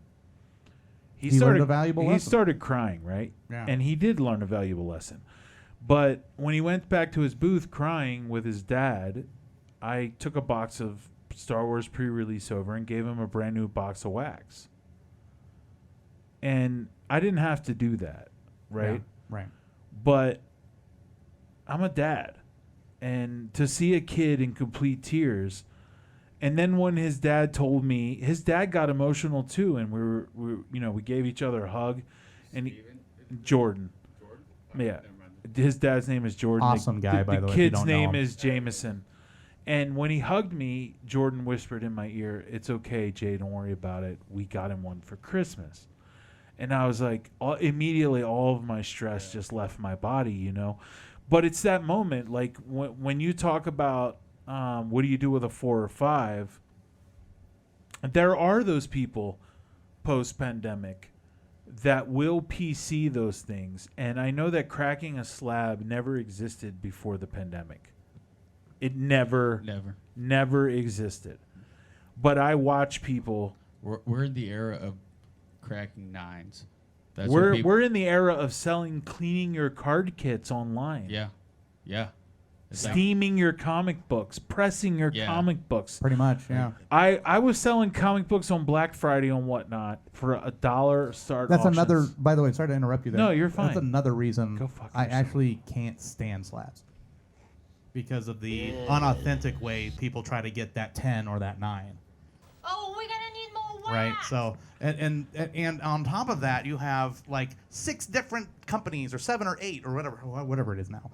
But it's like, but only one is recognized as the tippity top, right? So Yeah. if you send something else and you're trying to sell it, oh well, that's a piece of shit card because it's not what it's supposed to be. Yeah, I mean, Right. You know what I'm saying? So it's like. But during the you- pandemic, you win or lose, or you lose the win. Like it's. But during the pandemic, when the shit hit the fan and the hobby became hot again, and people were flipping blasters from Target every Thursday, Right. there were no slabs involved. Correct. Right. Everyone was flipping raw cards. Yeah. And the slab companies were not busy. during the pandemic. And this is an interesting fun fact. You can look it up. PSA is a publicly traded company. The rest of them, besides Beckett and PSA, are both publicly traded companies. Yeah. Right? Everyone else is not. So their numbers are not reported. But you can look at both of those numbers for the quarters, of 2020 and the beginning quarter of 2021, and you can see no one was slabbing cards. Right. Right? They were, but it was the older guys that we know that collect T206s and early tobacco and all that cool shit. And Right. They have disposable income, so they were sitting home getting paid to do nothing, and they were like, "Oh, slab every fucking thing I have." Have you heard the term the junk slab era? Yeah. That's what like people say that we're in right now. The junk slab era. Yep. Oh, really? Yeah. Yeah, we're in a I junk have slab era. not. How long ago did you hear that? Probably like 6 months ago. And it makes sense. I mean, like all the repackers and like the whatnot people, like they were like Slabbing anything and everything. anything. Yeah. Like Yeah. if Like any base set, just Yeah. slab it. yeah, fine. like it. So there are all these slabs now. Like people come up and show me, and I'll like people will be like, hey, what can I get for something like this? And I'll see them. I'll be like, whatnot. Be like, cause like why would anyone ever send this in? Right. And that's what I'm talking about, like the 7 or 8 different companies that are out there. Like Yeah. if it's not, it's like, Whoa! Stop the clock. yeah. Stop the clock. 7 or 8 companies. Yeah. I'm gonna go over what I know, Okay. and you fill in the blanks. I know. PSA, Okay. Yeah, Beckett. Yep. Beckett's not big with Pokemon. Right. Oh, Beckett's not big with Pokemon. interesting. So like that's where we. But do- I sold him a Beckett graded. no Pokemon. Beckett is. Here's some advice for your listeners. The best slab is a Beckett slab. That's Oh, stop the clock. no. I'm serious. The best quality slab. You don't even slab with Beckett. I How know. can you say that? You fuck. I'm trying to run a business here. Oh my god. Okay. So you got PSA, you got Beckett. GMA, Okay. CSG, Okay. CGMA. Okay. Is that right? Okay. SGC. SGC. I'm out of options. What's the What's the blue one? that's It's clear. CGC? CGC. Who the Okay. fuck is that? Card. So that's for like card games and stuff. TCGs. And Are stuff. Yeah, these A lot of people CCGs. licensed? Yeah. Oh yeah. No, I mean the people grading. No, I think CGC Pokemon would- does CGC a lot. So CGC like started with like comic books and video games. And They Right. were great, and they're respecting those markets. Because I know in the music world there's AMG. So how many do I have up right now? You have 7. Fuck. Do you know AGS? That's the one that's using like AI to grade. Yeah, there's 8. What's the one that Derek Jeter put a bunch of money into? It's like the AI one for sports. Right. Yeah. Okay. Yeah. That's 9.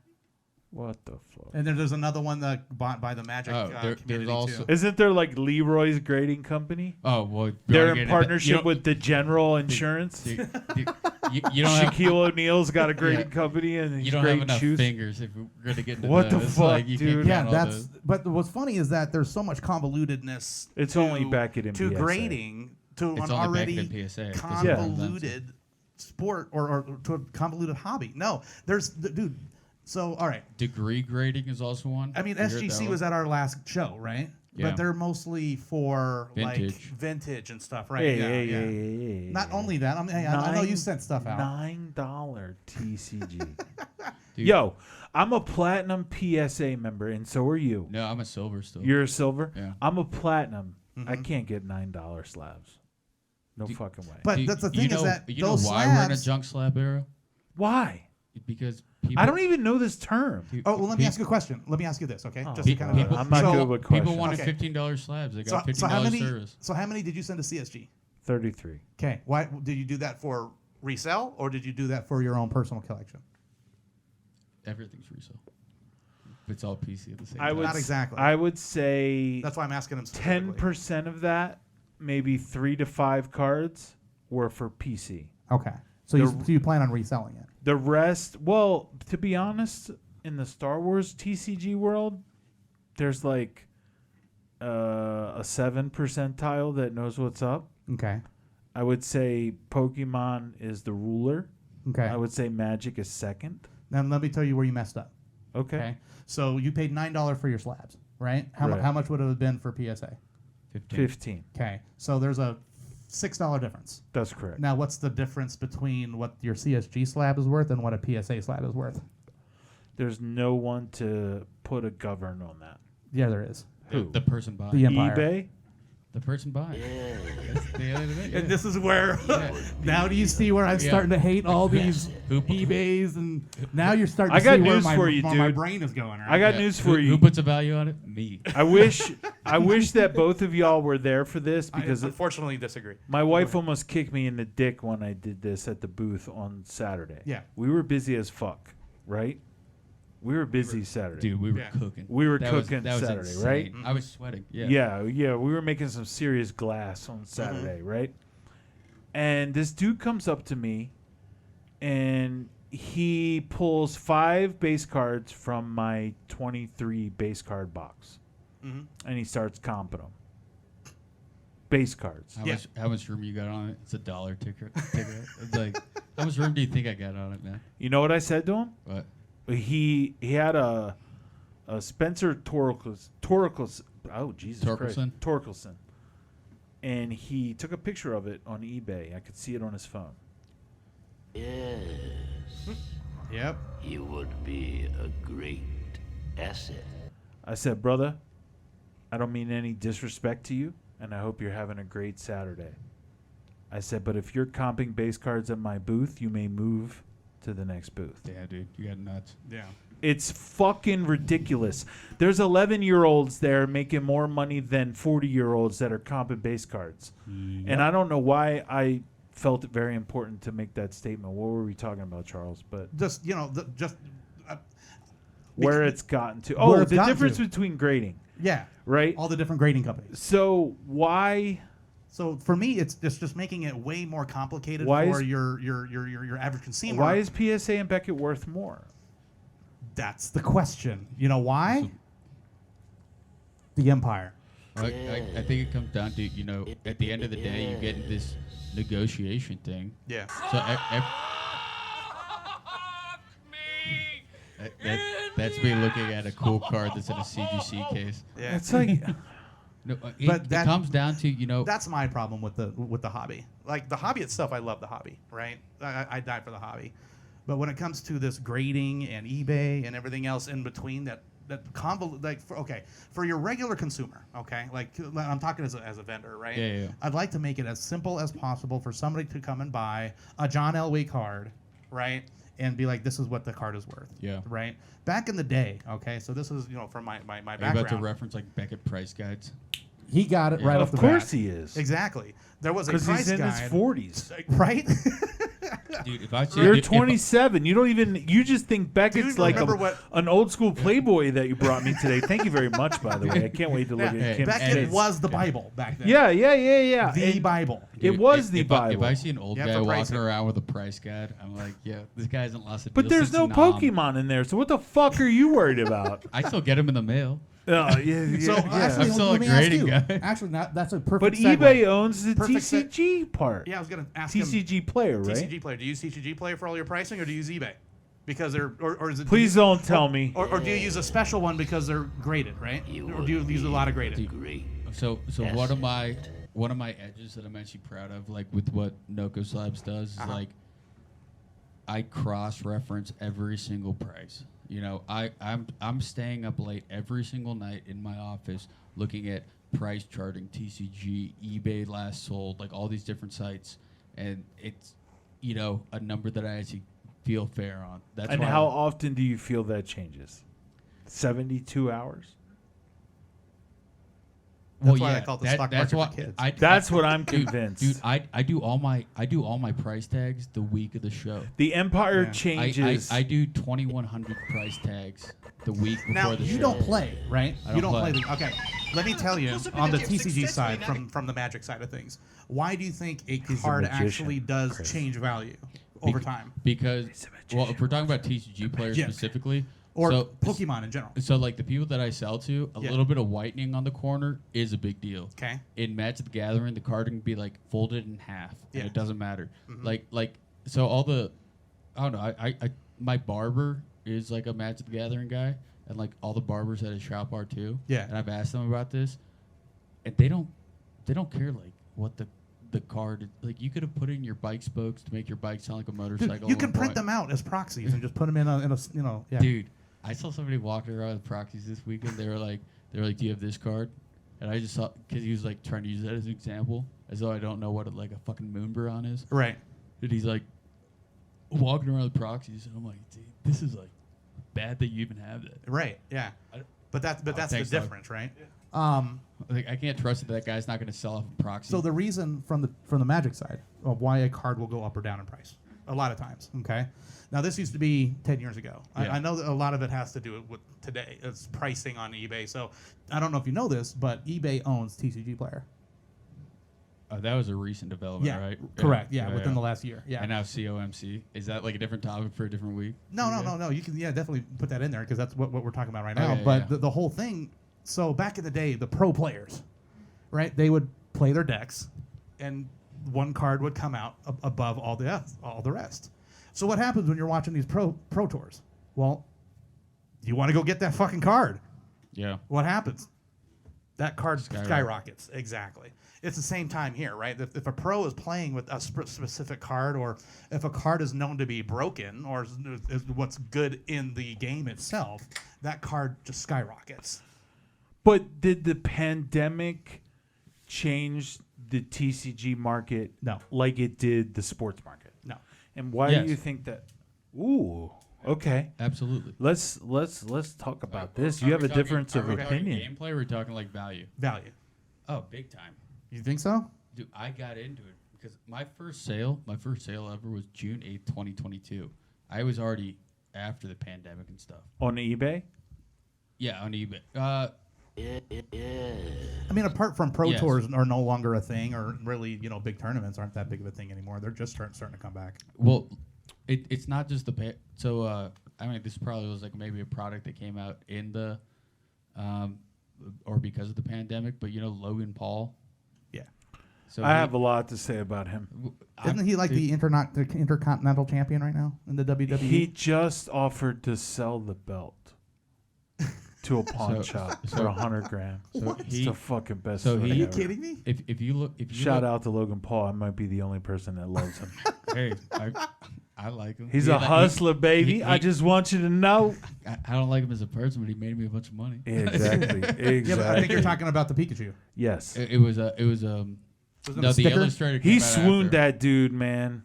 Dude, he flew out to Dubai and bought a card for $2 million. on And the he guy. fucking sucked his dick literally, but figuratively I mean, during the pro. You can see it on YouTube. It's all there. That old man had well, 4. so He had 4. so Didn't that, it turn out to be a fake? no, he bought a fake Sorry, first edition base set box, and he opened it up, and I think Yep. it was all packed of, like GI Joe cards from Yep. the '90s. Yep. No, what's the one that there was a sticker card? Like it's like his best card That's all ever. right, so what? He actually No, looked that- at it, he that tore a was- sticker, and then he like What No, the that was fuck a punched fake. a- That was a about? fake window. Yeah. That was a fake Anybody video. remember? He did What's it up? with That was a a fake video. that was The with laptop a died. base set Shadowless What were we Charizard. talking So we were about? talking about the difference between Magic and Pokemon and Star Wars big cards. Right, we were kind of comparing all the different hobbies, and So tying that back to the focus of Yeah. episode 1 being the pandemic machine, or what did you say it was? post-COVID machine. Post-COVID. So Are we recording again? The vid, yes. Okay. We are recording. We are live. Oh, we're gonna need more wax. All right. Fucker came out of nowhere. So I was talking about the Black Lotus compared to a Charizard, and then you were talking about the Luke. Yeah, and I think that the pandemic created this ability to move raw cards just as equal in profit as slab cards. I disagree. Yeah, I disagree. Also, You disagree also. Yeah. I think the pandemic made it so you can move slab cards. I think And then right now, like as things are like not teetering out, but like kind of going back to normal. I raw think what it cards are made it's is at. what I like to call slab snobs. Like they won't buy a card unless it's fucking slabbed. Yeah. Now me, I enjoy Or raw. they won't buy a card that's That's not 10. tops and slabbed. right. Especially in Yeah. the baseball world. Right, They only right. buy like tops and bows Right. and shit like that. Yes. I mean, it's the same as like the state for Panini for football. You know, they're not going to buy a Topps football card or one that's like not licensed unless it's a Panini. Does Topps even make football cards? I don't know. Yeah. And they're about to start, I'm pretty sure. I'm Oh, sure wait. Fanatics is about to roll. Wait, so I mean, it's the same in baseball. Baseball has Panini cards out there. Unfortunately. Right. So it's the same thing. If they're just unlicensed, Yeah. but for other. We have that in companies. Star Wars too. It's Yeah. called pre-release. Well, stuff like that. I mean, that comes down to the But buyer. not in Pokemon. But I think the post-COVID. Correct. You what got happened for anybody? You got anybody unlicensed since the pandemic ripping off Pokemon? No. Oh, Exactly. I mean, Or you've Magic? got fakes. Yeah, Well, but of I mean, course. well, that I don't fall for 'em. Like, yeah, I don't But, fall for them. I They have to be blatantly obvious. You'd be to surprised. they are to me, but like to the naked eye, like if you were to show a fake Pokemon card to like my dad, for instance, my dad's like 70. Yeah. He's just like, oh, you're doing the Pokemon. You wouldn't know the difference if I were to He show would- he you a wouldn't know fake the card and a diff- real card. You know, and if he was like, if say, so I think of the hypothetical, like if my dad were to go to a show for like whatever reason by himself, I'm not there, and he saw a vendor's table, and they had fake Pokemon cards, and he started thinking like, oh, I know what I'd get my son. My dad would buy those Pokemon cards. He would not know any better. He's like, I'll get these for my kid. And the guy's like, hey, I'll give you a deal on that. That's how that shit moves. But Well, I think, and that's where my hatred, I want to say, I don't even want to say hatred, but For my fake cards? disdain for slabbing. The only reason why you would slab a card, in my humble opinion, right, is if it's something of a high dollar value, or if it's something that you want to authenticate Right. to make sure that it's correct, right? But I get, let's see, all right, I get both sides of the coin, right? Both ends of the spectrum, if you will, right? Like if it's something that you want to show or something that you want of monetary value, yeah, get it slabbed so that way you are sure that it's a 10, or if it's a whatever, right? Or if it is what it is, right? Because it also promotes anti-cheating or like you. Yeah. So like if it was a Pokemon card, for example, right, and it was a Charizard card, and I think Pokemon is a little bit different when it comes to that, right? Is you've got like a regular card and you've got your foil and your reverse foil, something like that, or maybe even like the difference between an EX. No, EX and GX and stuff are completely different cards still because you're still evolving. But you get what I'm saying, right? Yeah. So if it's the same card, you can still put that in a deck, but the foils and reverse foils are there's nobody in the wax game more strong than Pokemon. I mean, maybe this new set that's hot. It's called like One Touch or something. Oh, that yeah. World One or One No, Piece. it's One Piece. There you go. Lorcana's a big. I don't like make bank off these people by any means. Like, you know, for instance, like this one girl, her and her boyfriend like come to the shows to see me. They're like cool as hell. They'll hit me up with like, hey, we're looking for this. Can you get a hold? Because I like have, you know, connections that like the normal consumer wouldn't have. Right. So I can like buy that stuff, and I, you know, say I bought some stuff for them for like $22. I'll sell to them at $25. Like I don't care about the profit on that. It's just like I can collect with that. But other than them, every single one of my purchasers is just like somebody who's like, I gotta sell all this stuff. And then you get into like volume play, and then you get like, or you can play percentages if you want to. Like we can like do that, and it's just, you know, in this romanticized way, like in a perfect world, you want to think like, oh, I you know have the inventory that, you know, the purchaser is going to buy one thing, and it's going to be the thing that they were always looking for, and they're going to be the last stop in this card's journey. Like they collect it now, but that's not. That doesn't happen. When it does happen, it's dope. But like, that doesn't happen right now. Well, not at the shows, I don't think. No. I need all of you. Yeah. And I mean, I agree to a point, and I think it depends on the type of wares you're peddling, right? Pokemon may be more vendor to vendor. Sports cards can be something different, right? It could be like somebody's collects a certain player Right. or a certain team. Like for me, actually, let's talk about it right now. What we PC, right? For me, I PC Bronco autos, on-card autos, Denver Broncos with an on-card auto. I collect those. In the Magic world, I collect dragons. Any card that's a dragon, I collect it. Right? So those are my collections that I have at home that I PC or personal collection for those that are listening to the pod. What about you, Jason? Do you have like specific Frank PC Thomas that you used, have, right? or specific Yeah. characters or whatever that you collect? White sports. Sox for baseball. I've been a White Sox fan my whole life, even though I'm not from Chicago. In Star Wars, definitely R2. I have R2 tattooed on me. I've collected R2 for a long time. I have a storage space full of R2s. But for me, these days, post pandemic or post COVID, as we're referring to, being someone who survived the junk wax era, I love to collect serialized cards. Okay. Specifically anything under 100. So 99 parallels all the way down to supers. For me, I like the fact of knowing that I am one of a set amount of people that has this card. I like Chris's point earlier to the superfractor thing. If you have the one card to rule them all, then just get it authenticated. I think that condition on a superfractor is up for debate. And what do I mean by that? Well, I'm a Whatnot streamer, and I've pulled quite a few superfractors on my stream. And not only do they cause controversy as much as they cause celebration, but literally, if you go back and watch the video on my Whatnot channel, approachable_collectibles, I pull the superfractor, I put it in a penny sleeve, and then I put it in a one-touch on camera. The person that received the card sold the card for whatever amount of money. I do know that number, but doesn't need to be said here. The person that bought the superfractor graded it with PSA. It came back a 9. Now, I ask you, as two collectors, where does the fault lie? Grading company. I pulled it out of a pack.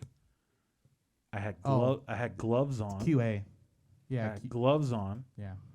I put it in a penny sleeve and then a one-touch on camera. Mm-hmm. So it literally never left the proverbial front of my view. It never touched my hands because I had gloves on. Came out of the pack into a penny sleeve, into a one-touch, and then was mailed with $5,000 insurance to Sweden, and then was sold on... Whoops, wrong patch. Yes. The Bay. You would. And then was graded. So where does that responsibility lie? Because the buyer reached out to me and told me this story. Now, we're in an age of prepping cards. Do you see Pokemon cards prepped, Chris? Yeah. Okay. Charles? Absolutely. Magic, football. I'll tell you this. Yeah, there's not much graded I got out the there. answer for you, like real quick, if you want. Sure. The fault is on the buyer. You know, he assumed the risk. You know, I'm not trying to say that in like a heartless like mean way. No, or yeah, I anything, think you're but, right like, on that. Yeah, yeah. It's like if you did your part. But you're looking at someone who grades a tremendous amount of cards, and I've never cleaned or prepped a single card. Mm-hmm. I've never cleaned or prepped a card that I got a 10 on. You know, like, well, there's a statement. Yeah. That's a fucking statement. Yeah, But I mean, got a box full of 7s. How many people? How many people you think have recracked and fucked their card up when recracking? Well, I'm one. So you have? Yeah. So there's 7 billion other people that we could ask. Yeah. What? Why? What do you mean why? How'd you fuck it up? So I didn't. So I bought this summer. I bought a AGS 6 Crystal Lugia. No, not Crystal Lugia. Crystal Kingdra. I bought it for $160 cash. Cracked it. don't know if I should put this in the air. Have you ever cracked a slab before? Never. Really? No. Me neither. Is it hard? I've seen it done a million times. wa- It looks easy as hell as long as you know what you're It doing. was pretty hard at first. If you have I the think it right depends. tools. I think it depends on the maker of the slab. Like each slab Exactly. kind of has their own So AG way that they actually seal gets their thing. So what I learned with AGS is if you crack it, it shards. You know, so I don't know if the damage is already there, or if it was after whatever. So the plexiglass shards, like it would a shatterproof window, it just spider webs. Pretty much. Yeah, it So it can. it damages your card. damaged their card. Like, I don't know. I sold it. Right. And I didn't like rip it. I mean, that's why I like bought it at 116. Like, so I sold it at 210. Like, right after. See, the power of PSA is so big that people will buy like a CSG 9 and send it to PSA because of the large gap in And what it the comes card's back worth. a 7. Yeah. Sometimes, but I'm just saying, like that's what those days are sort of a thing of the past. Yeah. A thing of the past, and like really only the last 6 months. Like, you can't do that anymore. What? You can't do what? Like a PSA, like sell a PSA 7. Like, it's just like a pain in the ass. Unless it's like a super notable card or whatever. Like, yeah, it seems like if it's anything like so, even raw cards are like gemmed at an 8. If you have a raw, it's like either like a 7 or an 8. Like that's as much as what a raw card is worth for a PSA card. I can't add too much more to this topic. I don't want to like shit on grading. Yeah. Because that like fucks my steez up. But It's easy. But that's the whole debate, right? Is that? But did grading change after the pandemic? Yes. Absolutely. Yes. How? It made it to where like you're a bum if you don't have a graded card. No, that's not raw my question. Is no longer the. My question is, did the grading companies the quality change the way they grade cards? I mean, if you want still think so, yes. If you want to pay $15 for a grading service and you get $15 for the service, you know, like you get what you pay for. I think it's from what I've been told, PSA used to be a lot more looser with their 10s than they are now. Yes. So and that's another reason I have problems with grading, because they all are different and nobody has like a. I think they're better QA now probably than what they used to be. I mean, it gets even like when I'm like negotiating price on like a 10 or something, somebody will be like, well, this is like an old cert number, you know, like a certification number. Yeah, so it's from like PSA. So if it's like in the 4s, then it's like, well, those before they were like really stringent. It's like I try to sell like everything like 68 to 72. Yeah. Those So are even like the grading 68 to companies are 72. starting to be, like. How they do, but the grade. But that also comes down. The grading companies are being graded. I'll put it that way. I mean, if you're a purchaser and you're trying to purchase, you look for every reason to not pay top dollar. Yeah. So those are just one of the details that pops up. You know, like. I think it would be an interesting experiment when I go to the National this year in Cleveland. They'll have PSA there, and they turn around in 24 hours. Yeah. Right? You go to a booth and you buy a pack of...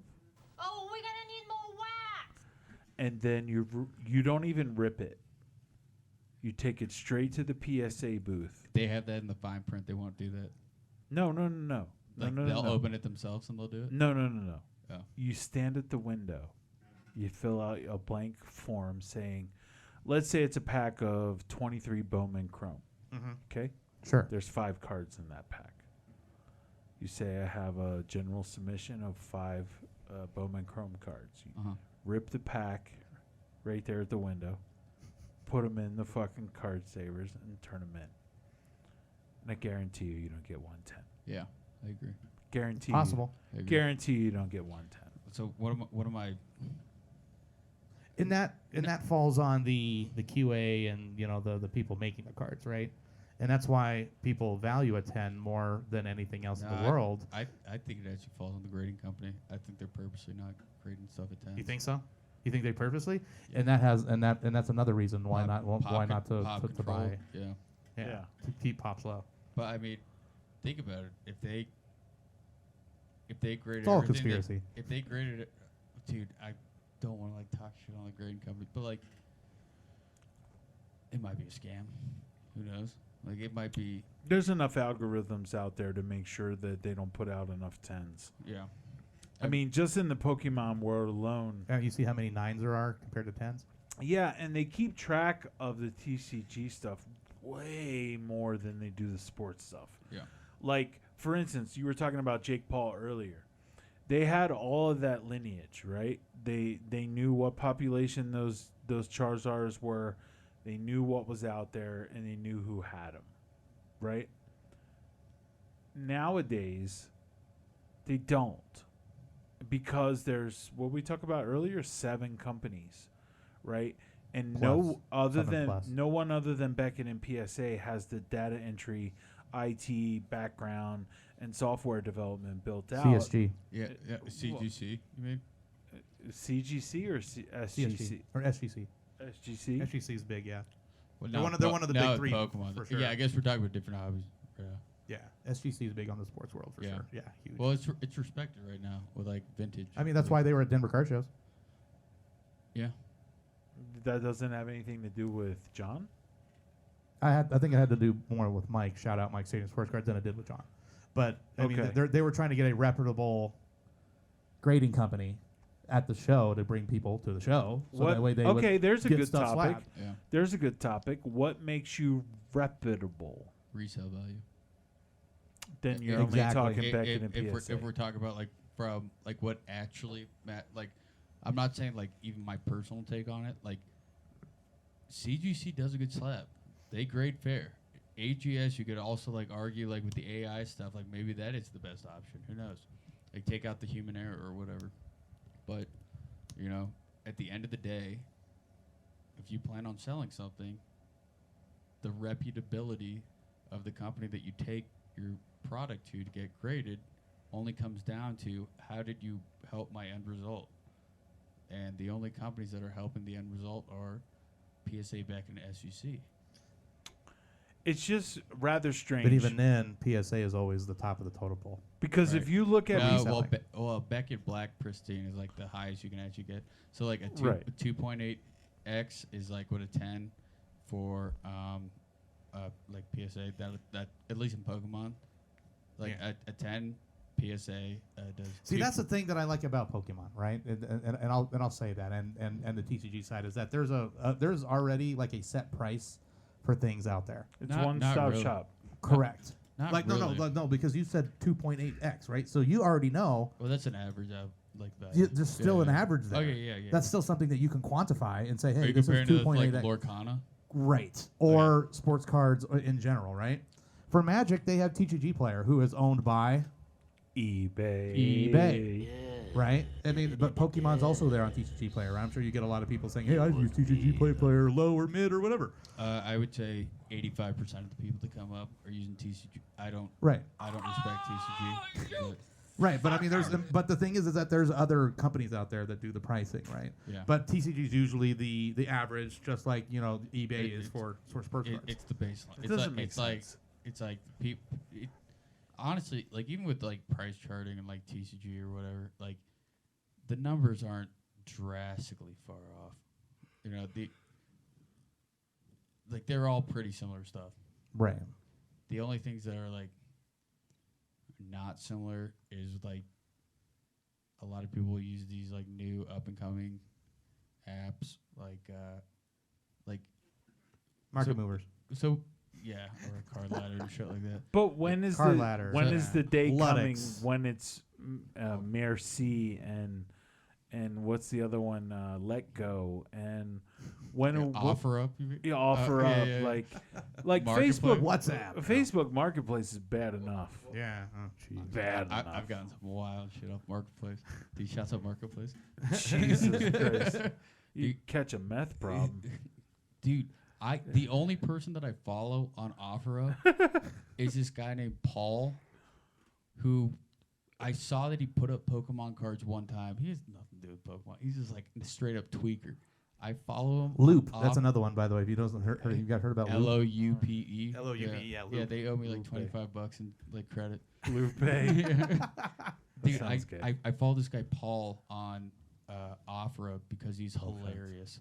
Like the shit that this tweaker will like Like one time, he posted a photo of like a staircase outside of a house, and he posted it as like, I'm selling 19 cinder blocks.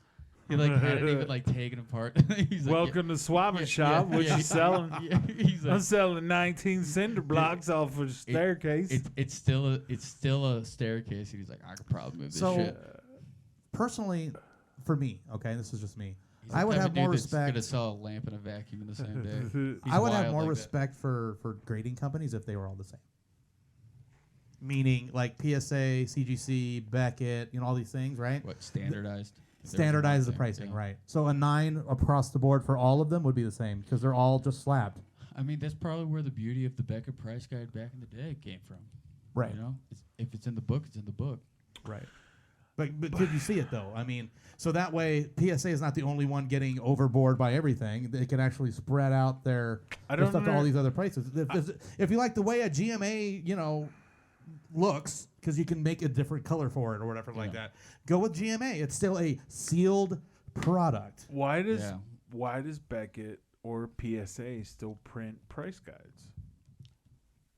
I mean, when we live in a world with We're not the only people in the hobby.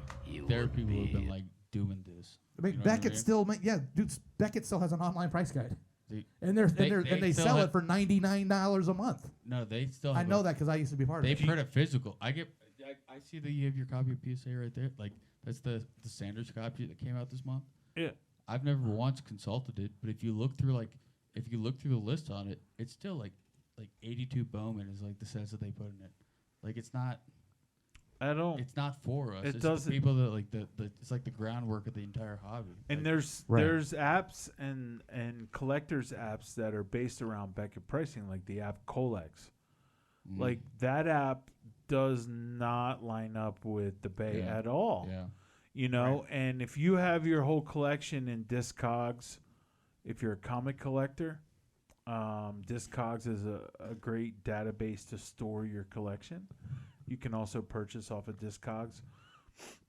But with that being said, like they kind of set their own pricing. Like for instance, vinyl. I sell vinyl.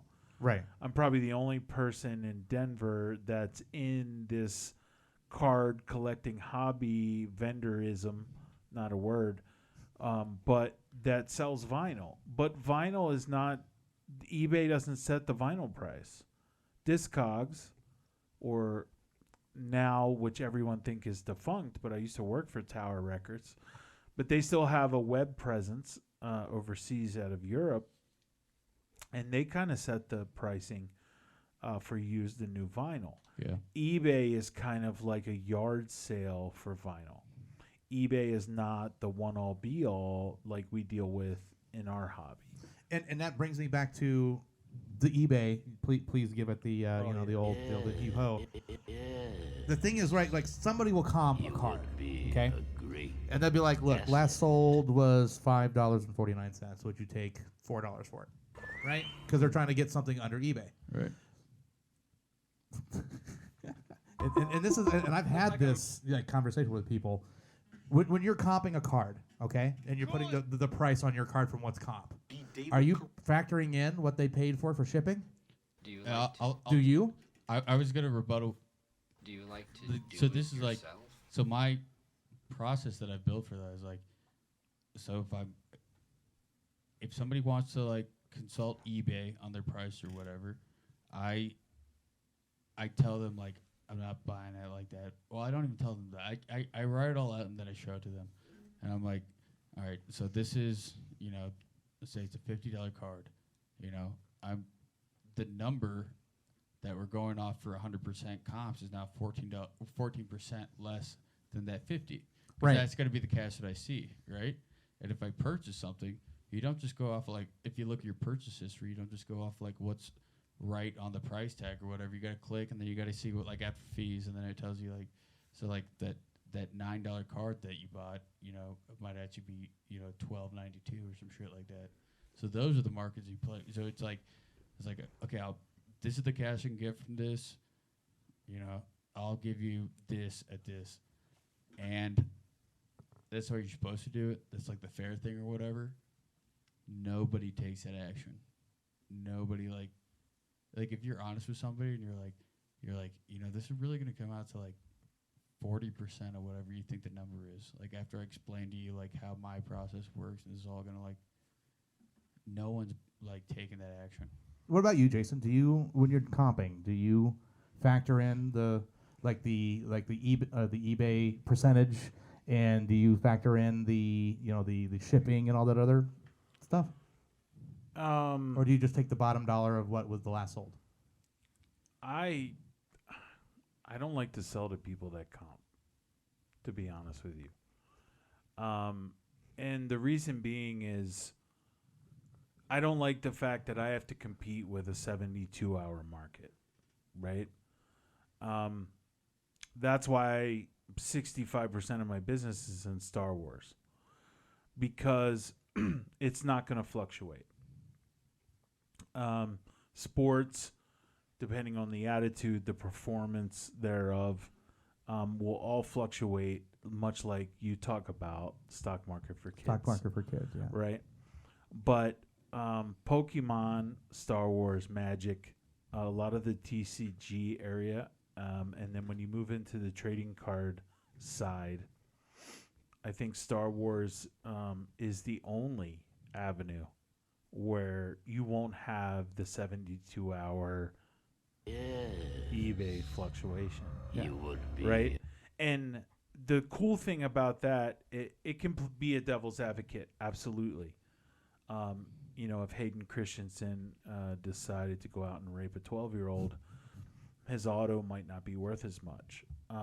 But with that being said, remember when he killed that room full of like little Jedis? Yeah, dude. No, man. What a younglings. dick. The younglings. All the younglings, man. Gosh. You saw episode 6. You're like, dude, you're fucking up my game. Or Yeah. episode 3 or whatever. Yeah. I thought you had good in you, Anakin. Damn it. But I think that I don't know. Such a twist. I didn't see it coming. Yeah, it's I thought you were cool, man. It's one of those things. So for comping for me, in baseball, it's kind of a necessary evil, and I think in all sports it kind of is. I think that where it really becomes a gray area is UFC, Formula One. It's a really weird space, right? I'm glad you brought that up. Yeah. I mean, soccer is huge. I know. Yeah. But they're the biggest pussies and vaginas on the planet, right? Like, if I hear on ESPN, if I'm watching during the morning and I hear, a soccer player is out with a sprained ankle for 4 games, I think to myself, is that really a sprained ankle? Because they're such babies. Basketball players are close. He broke his hymen. Yeah, a close second, right? Right. Think about Formula One. Like, God forbid a pothole affects the value of your driver's auto. Who's that one F1 driver that's like that? Or an accident. Lewis Hamilton. Accidents happen every day. Lewis Hamilton stuff. Like, oh my God. What's next? He's actually part owner of the Denver Broncos. Did you know that? Dude, if I had that type of money, I'd be part of Sir it. Louis Hamilton. I mean, Shout out. why isn't He's a NASCAR in this? Yeah, he's Sir Louis Hamilton. Yeah, Louis You know how Hamilton. they came Sir. up? You know how they came up with NASCAR? Two What? guys were sitting outside and they go, "Man, that's a NASCAR." NASCAR. It's a NASCAR. Hey, okay. If you ain't first, you're last. I saw that on a Hallmark. Are you ready for my? I'd like to thank Powerade. Southern. Powerade with their Mountain Berry Blast Mountain Berry coming out Friday. All right, here you go. I like to think of him in the Here's my front row of the southern Skinner word show, for the day. Are you ready for it? drunk. Tuxedo shirt, because it says I'm ready to party, but I'm serious at All the right, same time. let's see if you've heard this one. Here's my Okay. southern word for the day. Go for it, Charlie. Mayonnaise. Mayonnaise. A lot of people out here at this NASCAR race today. Ready for Shout you- out Jeff Foxworthy. Ready for your Mexican word of the day? Oh, here we go. All right, you ready? Harassment. Uh-huh. I broke up with my girlfriend, but her harassment's so much to me. God damn. That's hilarious. That's a good one, right? That's a good one. Julier. Oh, there you go. Julier. Julier. I'm hanging out with Blue Collar Comedy Tour. Yeah. You're welcome. But anyway, to get back to what we were talking about, though, it's like to your average consumer. I don't like compers. Yeah, so I like don't. But to your average consumer, Well, right? Like it's 'cause average they don't collector, give a shit if you about, will. like, what you're You know what my favorite part of compers is? When they What's that? can't find it. Right. Oh, it's fucking. It happened on Friday. And it happens because if something is like something that's like serialized or too new. Yeah. Like that's what happened to me on Friday. So on Thursday before the show, I had a break here for baseball, and I had to eat like 10 teams out of the 30 because I couldn't sell it out. It was like 2 days into the break, and no one wants a $12 team. I don't fucking get it. It's less than a Happy Meal or a Big Mac at McDonald's meal. So what does $12 team mean? So basically in baseball, Okay. I'll have a box of cards. Like I was breaking 23 Topps Chrome Update. So I can get like Atlanta Braves for $12. Correct. And I would take that. I'd take that. we'll see on Whatnot, everybody fluctuates team prices, like depending on how well they're doing, right? Yep. But when I go on, I just even the playing field in baseball, and I say, so you don't actually auction it off? No, I say every team I is. don't auction. Yeah, some of them will just auction. It's just like, okay, you've got the Packers. Auction Yeah. starts at $5. I don't have enough. I I don't have enough people in my room. If I did that, the Packers would go for $1, right? Right. So right. I have like I don't think I've ever had more than 18 or 19 people in my room at one time. That's pretty good. I've made. I'm not saying that sarcastically. No. I mean, I tried doing it this summer, and it was like 5 people. I have less than 400 followers on Whatnot, but I've made some decent money in 3 months. But the key you got is me wondering what I am. What how many I have. Well, you What don't I have. sell something that like everyone has. You have like. Yeah. Like if I wanted to find the shit. I'm that you repping with have- 130 followers, buddy. Oh, Yeah. boy. I compare it to 5.0. you're from Georgia, right? Yeah. And you're from Denver, so you might know this, but I compare it to fishing without live bait. Okay. So if you ever meet someone that fishes without live bait, they go through laborious efforts to create lures that look like other fish and act like fish, but they're plastic and fake in the water. It's the same thing as like doing Twitch or doing It's YouTube. the same I mean, it really shit. is. Yeah, it's all just algorithm. What's hot? What do you got? Yep. And how cheap are you selling it? Pretty much. Right.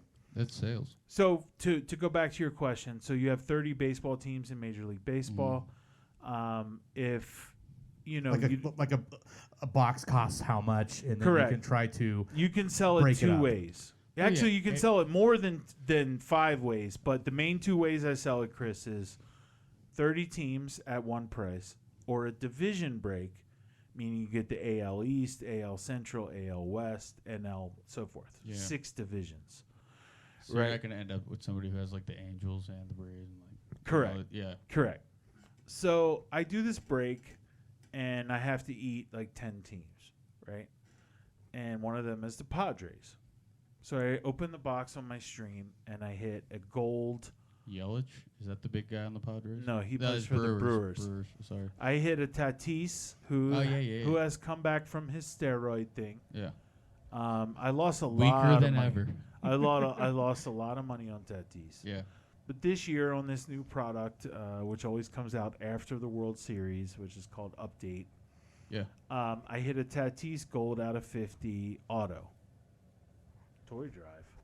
Oh, that's you, TSA. Salvation Army. Yes, TSA. So. Oh yeah, I don't know if you know this. I work for the Salvation Army. Yeah, he's the IT for SA.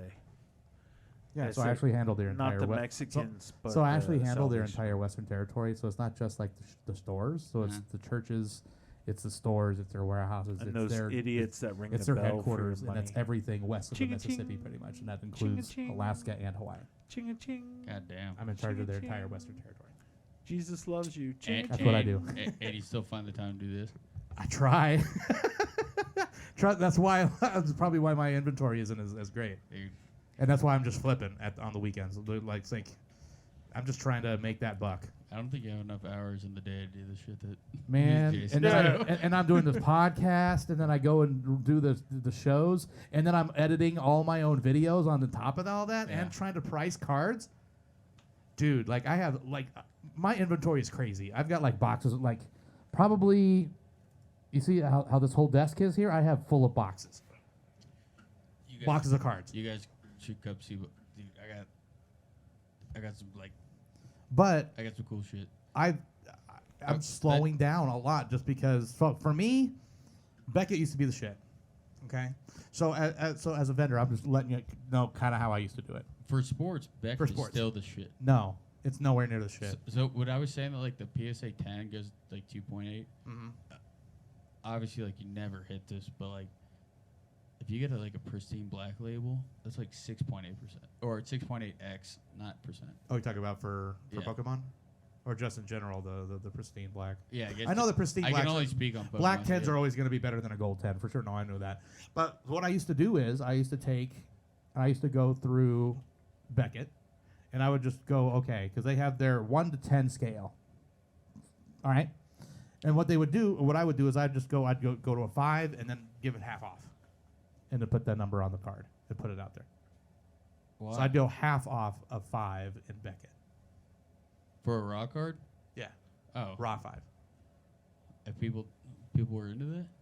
No, that's what I'm just saying. That's what I Yeah. used to do because it was easy, right? Because I just look up. I would just get everything from that set, right, and just be like, number 1 is this. Okay, so. But if you it- had Beckett. Yes. What does Chris have?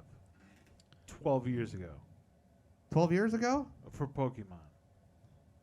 Gosh, I don't think they had any price guide where's back your then. benchmark for pricing? I When you So what I so the story you told on Rare Elements is that you recorded on YouTube. Yeah. You talked about it earlier. And then you said to your dad, "Hey, bro, you got these cards still?" He's like, "Yeah, son, of course. You asked me to keep them." he drove them up. Right. You get a hold of them. Now what do you do? Where do you find pricing? So right. So I Because TCG Player was not around when he started blooming, which was It wasn't how around long when I was a before the pro either. pandemic would you say that was? when I started When you were like, "Yo, Dad, get my shit."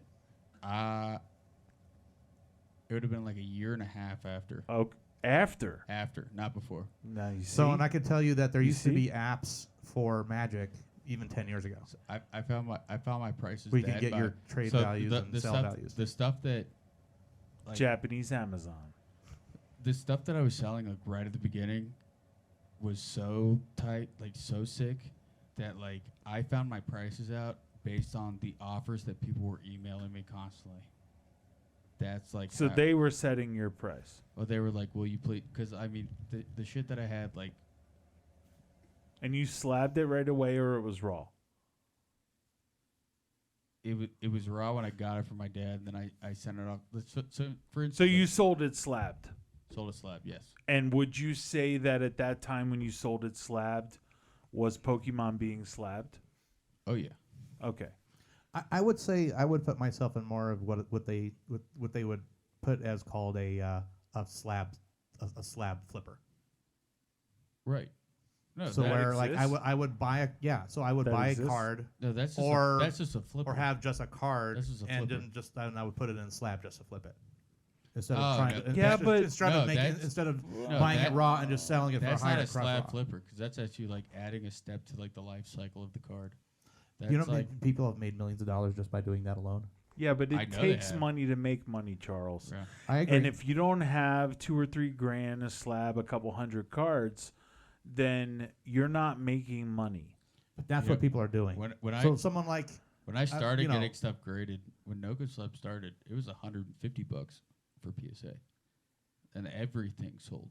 Everything sold Because like you instant. didn't have an account. I think I did have. an When I account. hear people say they paid over $100 to grade a card, I'm like, you're not bright. I mean, every card that I like, even at the time, like how the market was, like $150 if that's your overhead on the card, like a PSA 7 was selling at like $280 for like my lowest card. I Like get it. everything. yeah, but how big is your card though? Because I think that's only like a markup if it's like something that's like several $1,000s. No, so when I started, it was Right. like everything was huge. Yeah. Like because of the stuff. Post COVID, right? Well, I mean, the stuff that I just so happened to be ripping in 2010 is like unheard of stuff now because it was like such a weird window. I don't like like I don't know why I was even like ripping that stuff necessarily. For instance, like my big box that I ever opened on YouTube was Aquapolis. I asked my mom, like, can you please get this for me for my birthday? It was $89.99. That box now is like $60,000. Jesus. Yeah, so Wow. that's the type of shit that's like I don't know how it works like that. You know, I don't know why it works like that. I'm sure it's like a whole bigger thing, but like that's how wild the shit that I like was selling at first. That's crazy. And the shit that I sell now is like also fucking wild. I just mean, he's not off. I mean, for Magic, like if you were to go try to buy a box of Alpha, right now it's about $120,000 for just a regular box of Alpha. Yeah. Magic. There's a guy with a there's a the guy at a original shop. There's a guy with a shop in Windsor who. And it could even be more than Wasn't that. he I at think the I'm show? He was undercutting next to me on the weekend. No, Older guy with white. Diamond Valley. I think he owns a shop in Windsor. Yeah, Matt Cheevers. Yeah. Dude, Older dude. Those are the homies, dude. Those are the homies. On Friday morning, I watched him do a little over $4,000 deal. Yeah. For football. Yeah. No, that sounds about right. Yeah, he's a beast. The young guy that's at the table, that's Matt Ritchie. I made him like text every day. Yeah. Shouts out Diamond Valley. I fucking love those guys. They were the first shop to ever give me like a chance. Like I was like the new guy at the first show I ever did in Greeley, and they were the table across from me, and they were the ones that were like, "You want to like come in and like do our like, you can like try out the whatnot stuff, like come hang out or whatever." Mm-hmm. I don't know. Them just give me like that opportunity was like, I don't know, sort of like the validation that I needed. Do you have? Are you approved to be a seller on whatnot? No. You haven't applied. I haven't even applied. No. Okay. Yeah, it's a little bit of politics. Like for instance, I applied personally 3 times and got turned down. The first time my wife applied, she got approved. Oh. And we just switched everything over to that. That's just how that one goes. I mean, but I don't know what the deal is. Like, I feel like it's allotments, dog. The whole industry's allotments. Yeah. Well, Fanatics is swearing that they're going to change distribution. They're going to change everything. No, they want card shops to be back at singles. They don't want card shops Bro, to be like. So I'm looking at. Are you on your phone? Yeah, I'm looking at the eBay real quick here. Go ahead and hit the thing here. Yes, So just for the wrapper for MTG Alpha, how much do you think a wrapper is? Oh, is we worth? can talk about empty boxes. Yeah, an empty box, just or like like the pack wrapper. How much do you think it's worth? What is it? $455 just for the freaking the wrapper. empty pack. For an empty pack. Yeah. So in Star Wars, there is Vintage sealed $8,000 for one pack. Yeah, there's a few products in Star Wars like It's that. ridiculous. Where the Is that empty the set that you can pull the Black Lotus out of? Yeah. the empty box is like $300 to $500 in Star Wars Dude, for some of the empty boxes. I did have all my like stuff saved. I just think that like wasn't one of the things that my dad like. Well, he's a like, lot there's of no way he wants these. So two of the biggest, and this has nothing to do with the post-COVID thing we're talking about, but in the Star Wars world, there's kind of 2 really big holy grails. One of them would be the Boba Fett action figure that was pulled back and recalled because the rocket shot out of his back and it was a choking hazard. Oh, for I children. did hear about that. Yeah. Right. Okay. So yeah, the that action is figure. Yeah. that is the most expensive. I think it's somewhere in the $40,000 to $50,000 range for that figure sealed in a box. Dude, what if you bought it and you Opened choked it, on it, choked on it? Isn't You're like, coffee "Damn." supposed to be that hot? No, not that hot. This is a high risk item. And then the other one is the infamous C-3PO dildo. That there's lots of rumors of how that went down, but it's a green Downtown. It's off of the 79 set. It's a green series. Actually, the guy had one. He had actually the touch up as well as the dildo. Now, would you say that error card. that was one of the main ones that bronies use that you were referring to earlier? No. Nice callback. A fucker came out of nowhere. Oh, there you go. But I think that well, the C3PO flaccid card, as they refer to it, is the most chased error card in the hobby. Up there is the fuckface Billy Ripken bat, the no-name Frank Thomas rookie card, which I own. I haven't had the balls to grade it because there's so sparse of them. But the interesting thing about that is in Pokemon, in Magic, and in Star Wars, there are these incredible Holy Grail cards. Right. When you talk about sports, I don't know what it says about football, but I do know that my buddy Jeremy from Rare Elements picked up a 1935 football card. He actually posted it today, but it's the first nationally produced football card set. 1935. I think tobacco baseball goes back to just before the turn of the century. Yeah. Back when we were born in the 19th century. 35, that's like a Great Depression card. I think the Grail for the bubblegum shit. the football world is going to be In one errors? of two. No, just Grail in general. Grail? Probably the Brady rookie. Oof. Well, aren't there like 28 different variations of what a Brady rookie is? Like what's the one that's It's not like Jordan where there's one rookie. Yeah, the Right. 86 Fleer is like the Right. when I think sports cards. I think it's the Topps Bowman or something like that, or like a Topps Chrome or something like What- something crazy. what- It's like the card. as the outside of the hobby guy, or outside of like the sports hobby at least, like the sports cards that I think of are like, was it like the 52 Bowman Mantle, Right. 86 Fleer Jordan, Gretzky. the O.P.H. Gretzky, like that's like what I think of as like the icons. What is it? Who do you think holds more value? Is it Kareem in basketball, or would it be Jordan? Jordan. Yeah. For sure. Not even a question. I mean, holds more value. Are you talking about like the tall card, like Yes. the Kareem rookie? Yes. That one's so sick. It is. Yeah. And I actually saw a video on Facebook the other day where a guy had it graded to 6. A 7. And he 7. got it signed. He cracked it. Dude, and then Kareem's wife is like finger fucking it. Fucking Yeah. it. Yes. Yeah. She's like, why is it so much? Yeah, I'm like, bitch, stop touching the fucking card. I started sweating while No watching wonder it. no wonder it Right. got a I was fucking like, 7 oh my again. God. And Kareem's over there is like, I don't know where the hell I am. Looks like he's on fucking heroin. It wasn't he named something else back then too?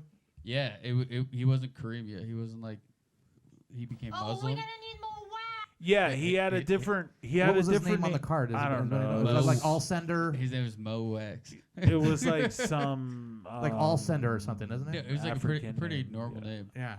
It was like No, Ju- it wasn't like Jamil. Clive Davis or something like that. Like, Mike sorry, Smith. Clive. Mike Smith. I think it was All Velocity Sender, if I Smith, remember correct. 81. Velocity Smith, That's what his 81. name was. 081. But no, I mean like there are very few. Like you said, the mantle. 33 Gaudy Babe Ruth. Yeah, the roof. The Mickey Mantle. The And then mantle. T206 Ty Cobb. Yeah. Well, now we're just naming like Right. the Yeah. greatest cards of The history. the Wagner. The Honus Wagner. Hans yeah. Wagner. But I don't know. Like, I think the pandemic. All right, so So post-pandemic, I would say, like especially for football side, is like your grails are more modern than they are vintage. Like a Patrick Mahomes rookie auto, yeah. something like I'm sure you see them all over the place. The one that says rated rookie and all that other stuff. Those goes for thousands and thousands of dollars. Where you can go get a rookie like John Elway card, right, Right. of the same grade for significantly cheaper than what you get for like these. We were talking about Jeff. Modern Wilson. is the huge thing right now. We were talking about Jeff Wilson, and like today he had some posts. He's like, I'm holding $300,000 worth of cards, and it was just like a Mahomes. It was like a 101 out of Flawless or whatever. Right. And it's like, is that really $160,000?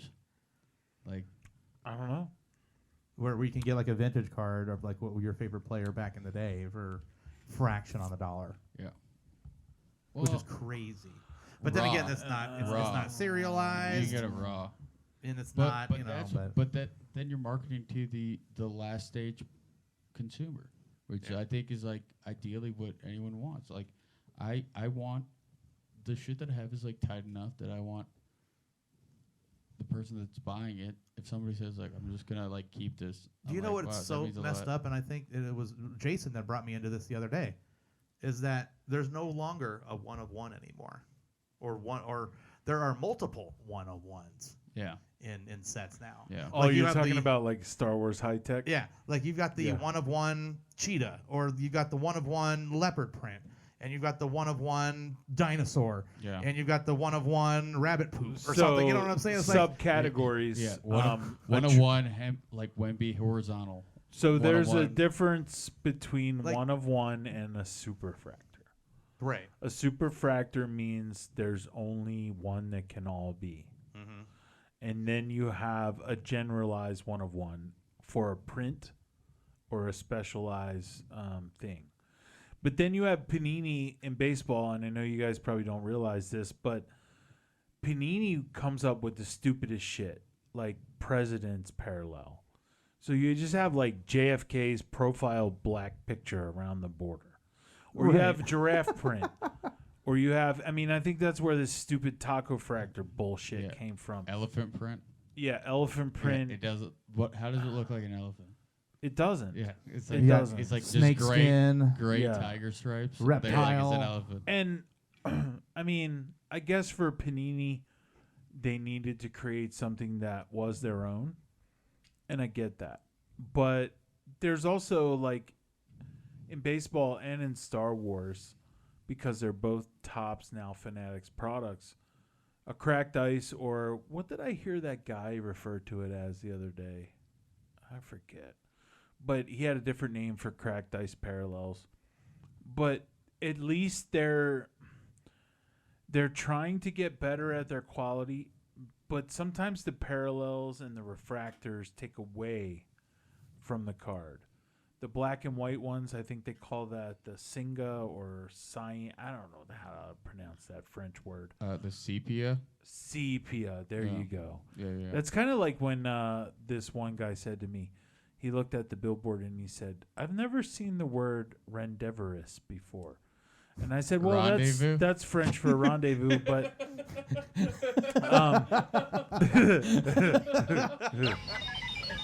Got him.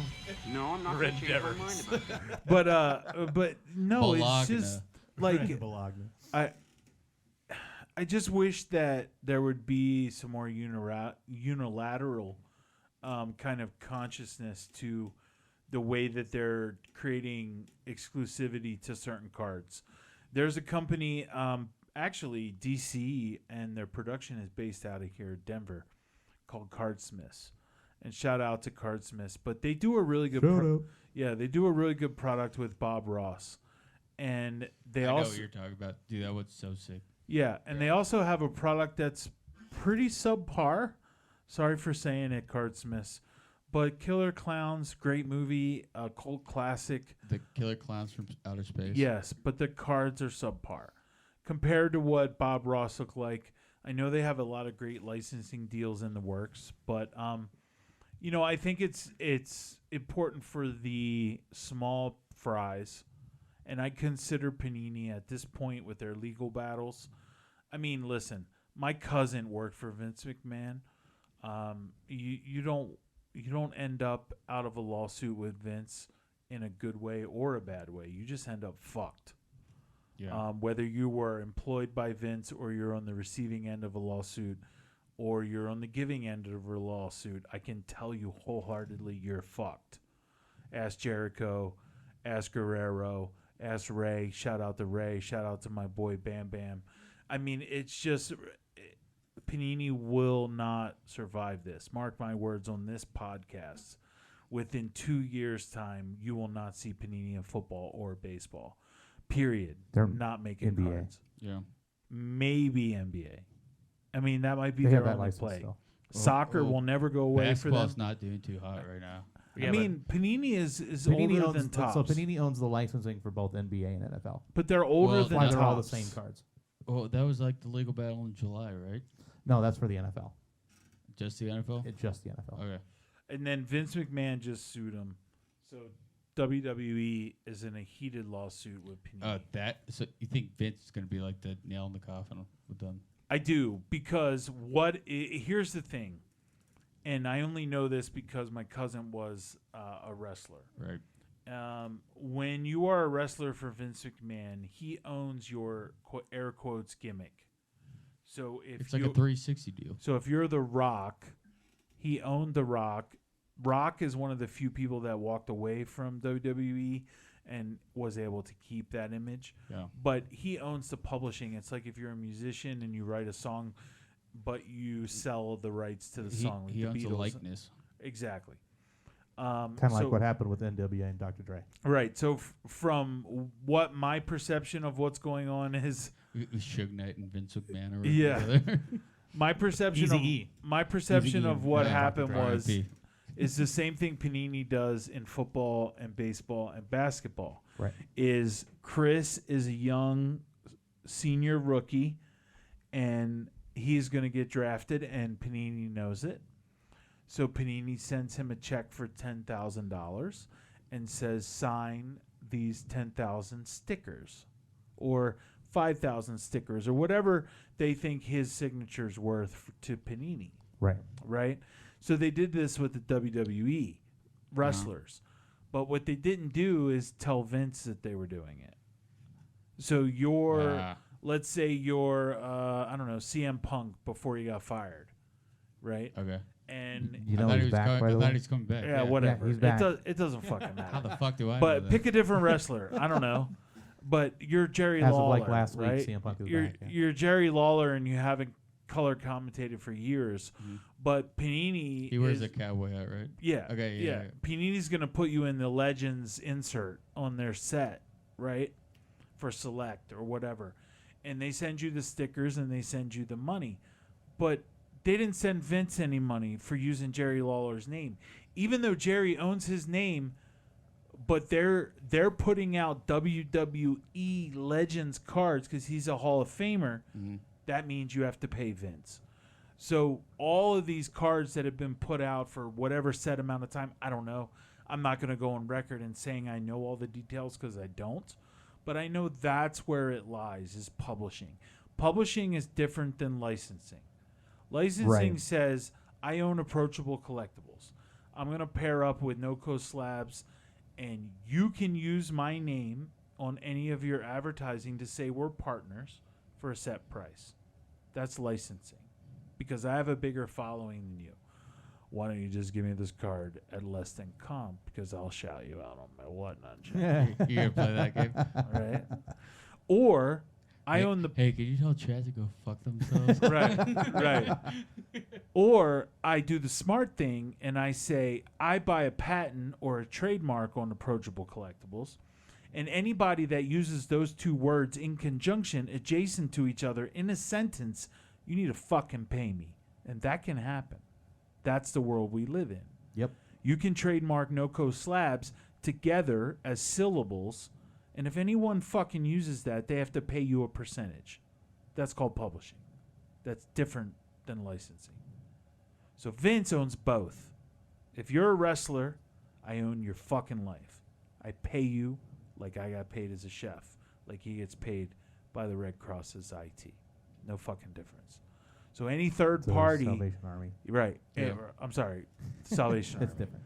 But any third party that's going to make monetary value in profit and is not a non-profit charitable company, now you have a lawsuit. I've never been a pimp before. I've never It's had a exactly hoe, but the same I'm pretty thing. sure it's the same business. It's model. the only difference is you don't carry a cane and wear glass shoes with fish in them. That's the only difference, and drive a Continental or a Lincoln. Yeah. Exactly. You like baby blue because your daddy like baby blue. Your daddy wore baby powder. Where's the baby powder, motherfucker? Give me the baby powder. You know what I'm saying? But Is that your Vince McMahon impression? no, but that's the gist of it. And where it's different in the NFL and basketball, like Charles talks about with Panini, is that you have a bunch of motherfuckers that own it. Yeah.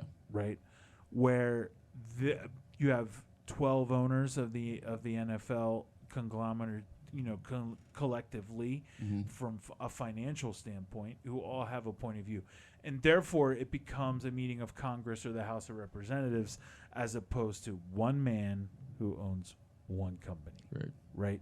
So I think that alone is a big fucking problem for Panini, because they're not fighting an advertising machine that kind of, who's ready for Sunday Night Football, right?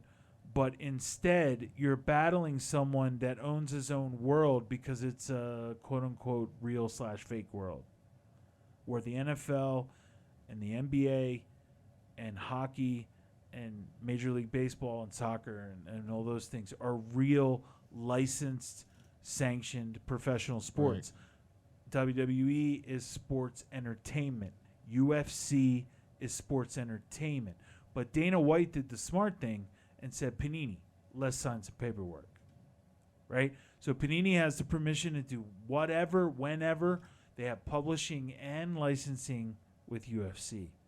Therefore, Panini could survive solely on FIFA and UFC if Vince and the NFL don't crush them completely.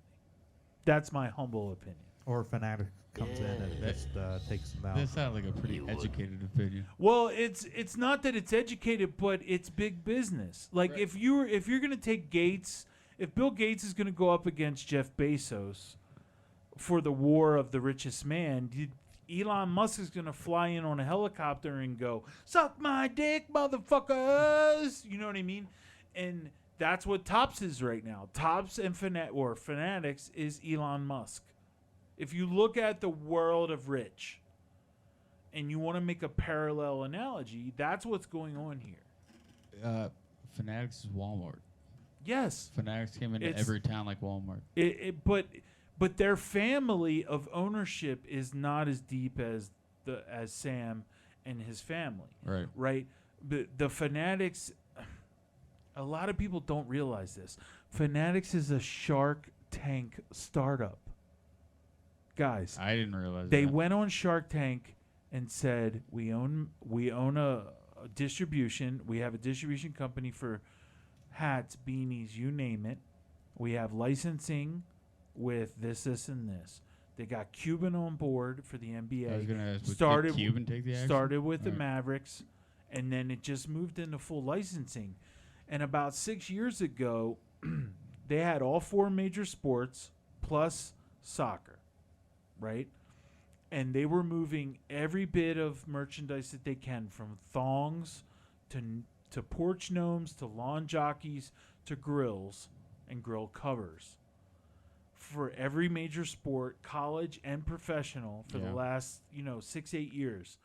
And then they have assets that are crazy, because they're paying those people licensing deals, which is a flat fee off the top, or percentage. You're charging me $100. Okay, great. I'm going to pay 25 to the Major League Baseball, and I keep 75, right? And Major League Baseball doesn't care, because they're getting their money. Anybody wants their money for their trademark. And then Fanatics had enough bank to go, Topps, you're in the red, And when you look at financials and you pull CFOs in, it changes the game.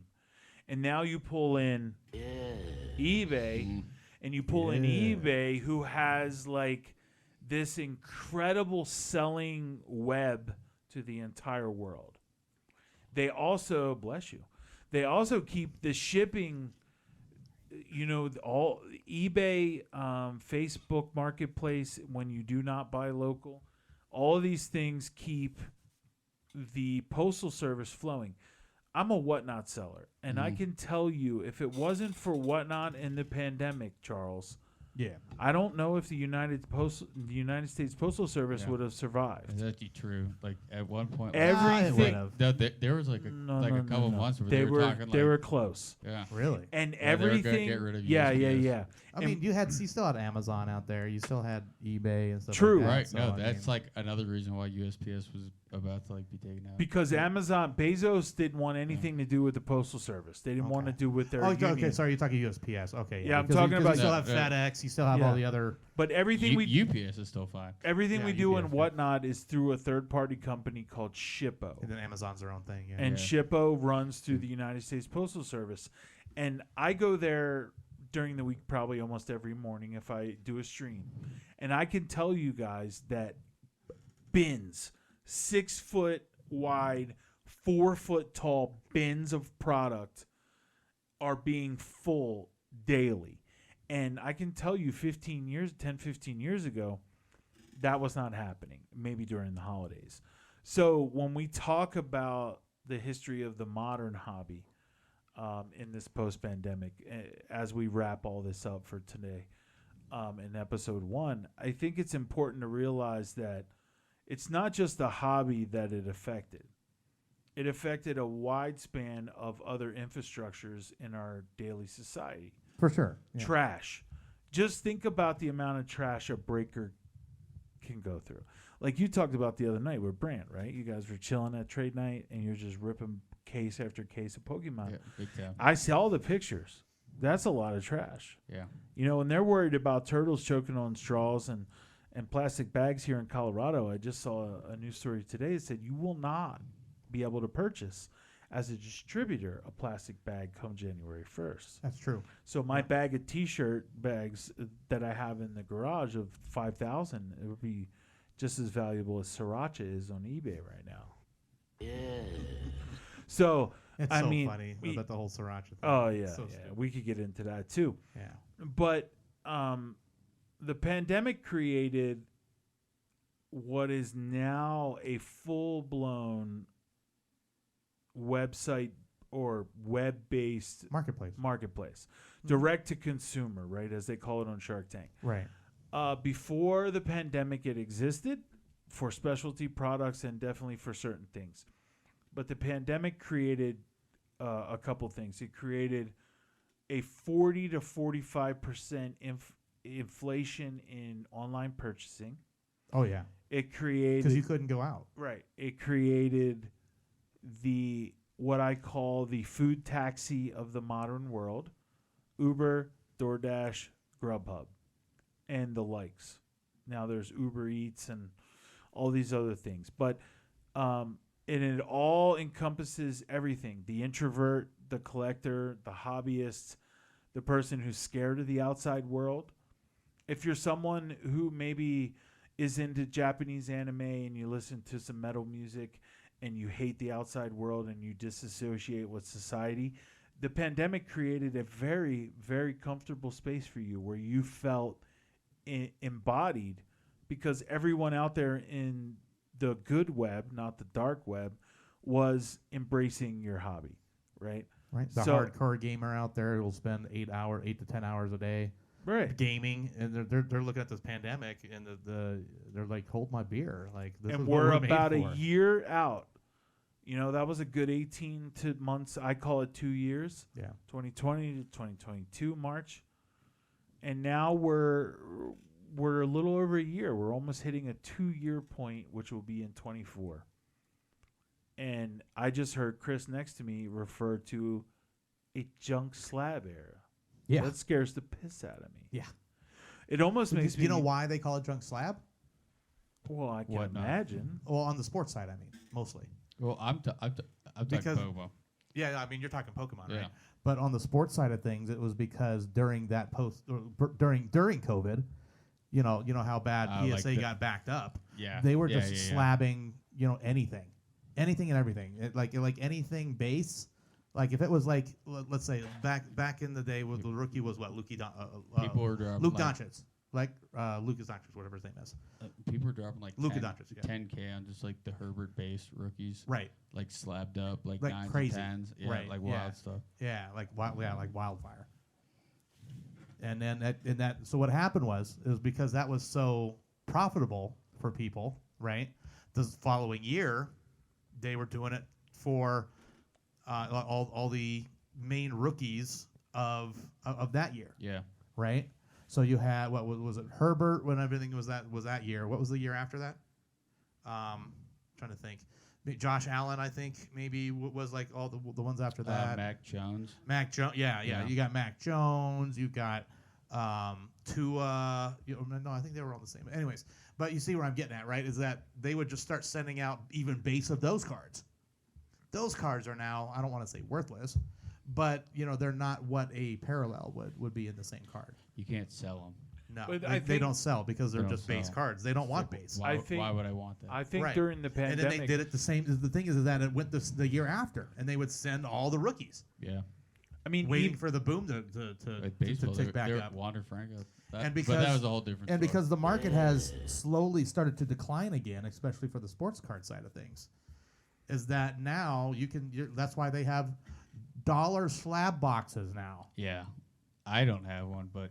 You see them. Yeah. That's pathetic. But I don't. But that's junk slabs. Nobody wants to buy them, so they'll just put them out there for $1. Somebody will come buy a slab for $1. You remember that one time at Collecticon, like that guy was buying like just every single slab, not even looking at them at like $9 flat. Yep. It was nuts. It was like absolutely nuts. I mean, that's what, like 57-60% on it or something. Right. Just for the grading fees, not even the card that's inside of the slab. But yeah, no, I mean, but that's what happens. Like if you. But I think eBay got the Voltron kind of aspect over the market during the pandemic, because you didn't have trade shows going on. Right. Auctions and eBay took off like crazy during. That the was pandemic. it. That's all. That was had. it.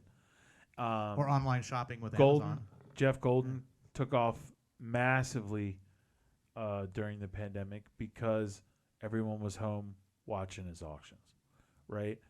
And now he's a show on Netflix. Yeah, well, I watched that season 1. I did. Whatever. Yeah, they had a Jackie Robinson jersey in it. I think that was the only big thing. Well, they had that Messe jersey that was pretty valuable, but whatever. But, I mean, with that being said, I think that now we are almost 2 years out of the pandemic. And, episode 1 talking about the pandemic and what that created for the hobby and the rebirth thereof. And the rebirth in the sense of value, the rebirth in the sense of attention. And I think that out of it all, everything we've just talked about for the last, 3 hours, has to do with that, is attention. If you watch that documentary on Netflix, you have the antithesis on both sides of the fence. You have new versus vintage. You have raw versus slabbed. And you have dickhead versus intelligent. Dickhead being the guy with the trout that talked mad shit, saying that the industry was going to crash any moment. And then you have that vintage guy saying that this will never go away. And whether you do Pokemon, whether you do Magic, or you do Star Wars, or you do sports, I think that moving out of the pandemic into, let's say, 2023, the beginning of this year, I think is an important pickup for episode 2, because it really didn't finish until 23. And shows started really coming back the beginning of this year. I know you started doing shows this year here. I started doing shows here this year in Colorado. And for you, for the most part, too, Charles. So the three of us really kind of starting this journey into whether you flip or you resell or you invest or you're in the kids stock market or you're in a adult stock market, which I'm in the real stock market personally. But what I say adult stock market in the hobby is those guys we know that have the T206s and the tobacco cards and the Gretzky's. Like, is his name Pete or Paul? Too many to keep. I'm not sure. The hockey guy. The hockey guy. I'm pretty sure it's. I know what you're talking about, but I'm not sure what his Pete, name is. Paul or Pete. I love you, but those are the guys that are really probably are thankful for where the hobby's at now. When I talked to Mike the other day at the show, Mike is an institution in Colorado. Mike's been in this business Shout out, Mike. longer than I've been alive, right? We started talking about Vegas, and he pulls out a $500 check poker chip out of his wallet. But my point of the story is a guy like him who survived the junk wax era, a guy like him who had massive card stores in the 90s and somehow is still in business today. And what does that look like? And how did he make it out? How did Allseas make it out? His father's been in this town for over 30 years as well. And Shout out, James. Shout out to James and everyone in that family. But that's what I'm talking about is, you know, those guys made it through the worst decade of the hobby and then had a decade of okayness and then had a decade of basketball and football. When you look at 2000... And then also survived the pandemic. Right, but when you look at 2010 to 2020 when the pandemic started, that 10 years of the hobby was dying. In baseball, Yeah. about 12 cards, right? Even though the junk wax was over. And in football and basketball, you're talking about probably 100 cards in that 10 years, right? Hockey, probably half that. Pokemon, I mean, what would you say between 2010 and 2020, it kind of got minutiaed, right? The falling out was in 2011. Yeah. And then so what I saw the best of is anything 2001 to 2010. So you go e-reader until Arc also silver. But like 2011 black and white came out, and that's when, you know, that's your junk wax era, if you will, of Pokemon, the decade of 11 through 20. So Pokemon actually hasn't had a junk wax era. And isn't that interesting? Yeah.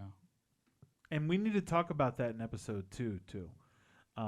You know, it's like how does Magic, how does Pokemon stay strong, and you have Yu-Gi-Oh and you have Magic, not Magic the Gathering. What's the other one? Lorcana. No, but the other besides Yu-Gi-Oh, there was one other one that failed miserably. Dragon Ball Z. Dragon Ball Z. I mean, you've got Flesh and Blood. You've got. I mean, they just didn't. There's just so many. They didn't have the gravitas or the legs, really, the legs to kind of hold it out. And I'm not saying sports is any better. I mean, fuck. You can look at baseball years and you'd be like, this looks like the same shit regurgitated. And it's just, I mean, I'm sure it's like that in football and basketball. I don't know enough about it. But it just seems to me that now they're lost. Fanatics is lost. Panini is lost. And they don't really know what to do. And you have a couple of card companies like Wild Card. And then you have Cardsmiths. And then you have one other company. Leaf? Leaf, which used to be O.P.G., right? Yeah. Right? That are taking this very left of center kind of approach, no pun intended. And I think that until it gains authenticity in the hobby, it's not going to really hold value, right? Right. What was that the actor set that came out this year? Pop Century? Something like that, yeah. It was like right? something like that, yeah. Like if you don't go to a Jay-Z concert and get something signed because you sucked a dick and went backstage, or you know what I mean? Like, but now you can not pull, necessarily in that order. No, it doesn't have to. You could do it before the show. That's actually I true. got back here. Or they're doing it afterwards. Just so they can get back there. But I mean, that's cool because then it brings people into the hobby that normally don't collect. Right. Like, what about the kid that sits at home and listens to, I don't know, Travis Scott all day and then buys his sneakers and then all of a sudden his auto is in a Pop Century set? I don't know if his auto is. I'm just giving a bad example. But I'm just saying, like, it seems to me that coming out of the pandemic, more independent card companies, and as well as some of the bigger card companies, especially in the Star Wars world, are trying to give everybody a shot at this. Where before it was Pokemon and some role-playing TCG stuff and sports and Star Wars. But now you're seeing this broader things. I hear rumors of a lot of cool things coming up. I hear DuckTale rumors. I hear John Wick rumors. I hear a lot of things. Whenever there's the big dog failing, that's the opportunity for someone else to step in. You know. Yeah. It's like if somebody's being played out, that means that like the smaller guy could actually be like, hey, car companies are a perfect yeah. example. Yeah, it's like, hey, who would have ever I will thought give Kia Magic- would have been a car company? I will give Magic some credit here because they're starting to try to kind of change up the game, if you will. Okay, so indulge me for a moment here because I know you're the Pokemon guy. With the Lord of the Rings thing, I mean that. I bought some Magic stuff because of that. So that's actually called Universes Beyond. So this started a while back, right? Where they started with Warhammer 40K. They brought them into Magic, and then they went and got Dungeons and Dragons, brought them into Magic, and then you know what else they did? They went and got the Transformers, put them into Magic, and then they've got Lord of the Rings, and then they've got The Walking Dead, and then they've got Godzilla, and then they've got Stranger Things. But you're talking about the company that makes Magic. Correct. Which is called Wizards of the Coast. Okay. But you're not saying that all of these things have been added into your Magic world. I am. Yes. So you can use those other cards in your Magic playing? Yes. Dungeons and Dragons. Yes. So you can come in with my level 24 elf character that I've had for 33 years. And I mean that's different. Oh, I see. So no, but Dungeons and Dragons they have the dragons. It's still on a notebook paper. Dude, they have the bag of holding. They have the things that are within Dungeons and Dragons. I see. So they've integrated the worlds. Correct. I see. Okay, that makes sense. So you can have Vecna's hand. Okay. If you want in Magic, stuff like that, right? Interesting. Like the stuff that is D&D. And those cards are playable correct in the decks. Correct. And the thing about Magic is that everything from alpha to what it is now is still playable. And does that exist in Pokemon, or you don't know, Chris? Because you don't know how to play it. Oh, God, it's there.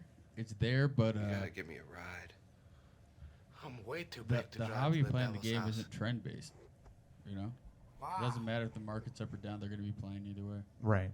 Wow. But indulge me here for a second. What I'm saying is that Magic is trying to change the game. Okay. I don't think Pokemon's introduced like anything else like pop culture was into the sets.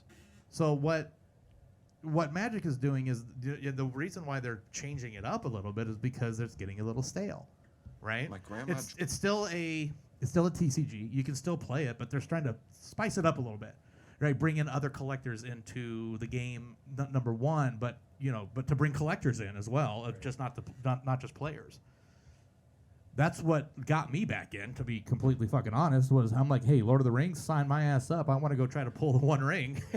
There was a bounty on the One Ring for the longest time. I don't know if you guys knew that. The one that $250,000. Yeah, the one that Posty bought at the end. Post Malone. There was a. And so people were buying collector's boxes for like $500 a pop just to try to pull that one card and try to, like a lottery ticket. One pack's at $45 still. Yeah, still. And the One Ring's already been pulled. Yeah. That's it's no crazy. difference than pulling the golden ticket for Willy Wonka. Mm-hmm. But what they're doing though is like something that we're going. Go? Yeah, so something that we're going to cover in the next episode, and that is. For you Star Wars nerds out there, called Attack of the Clones, and that is for our next episode, episode 2, where we're going to talk about the addition of parallels into the hobby, and the millions and millions and millions of parallels that are a part of the parallels. And the fakes, the clones, the fakes. Correct. Fake autographs, fake authenticity. I think Attack of the Clones is probably going to be a longer episode because could be. Yeah, I mean, just so many stories. I mean, I worked for a guy in Vegas when I was a kid that was busted as one of the most renowned fake autograph sellers in the country. So I can talk about my experience there, not knowing as a kid, getting paid in cards and stuff. But Chris, we want to thank you so much for hanging out, man. I know you're probably dead ass tired. Thank you so much. Yeah, you got a 45-minute drive back up to the fort. It's only motherfucking 43. Collins. It's only 43 if he doesn't miss the exit. But I mean, at this time, it's probably half an hour. Yeah. Yeah. But I mean, I can't thank both of you enough. This has been a blast for our first takeoff episode. Yeah. Absolutely. It'll only get better from here, hopefully. No, this I is, don't know. I mean, it should. Like, I appreciate you guys having me come out. Oh, and do of this. Anytime, course, bro. man. Anytime. Anytime you want to come down and hang out. I don't know what was there, like 400 vendors. This thing? weekend? Yeah. Yeah, it was great. Yeah. Man. Yeah. Shout out to John and Denver All Denver card Cards. shows. You guys asked me to do the pod. That means the world. So I appreciate you guys so much. Thank Absolutely. you. No, Wow. thank Yeah. you, man. I mean, this was kind of me just going off on Charles one day at a show going, I Let's need do to it. run my mouth. Yeah. Let's do a podcast. And it was almost like he was waiting for me to say it. And then when I told him, like, I got all the gear, if you know the IT side of it, I got all the gear. Damn. And so it just kind of took off from there. I guess what he does. I mean, we The literally, IT side. Exactly. we literally met up last week and sat down here and just ran our mouths. I used that microphone, and and then I went out and got some more gear to make it right. And now that I know that you'll be a part of this family, I got to get another mic. But that's all good. I mean, I'll bring my own mic next time. Yeah. do you have one? I'll get one. Oh. It's doable. It's a set of cans and a So does microphone. that mean we need to rename the pod already? No, It's approachable velocity NOCO. It Or was approachable never- velocity slabs. NOCO's. It was never the Artie Lang show. Yeah.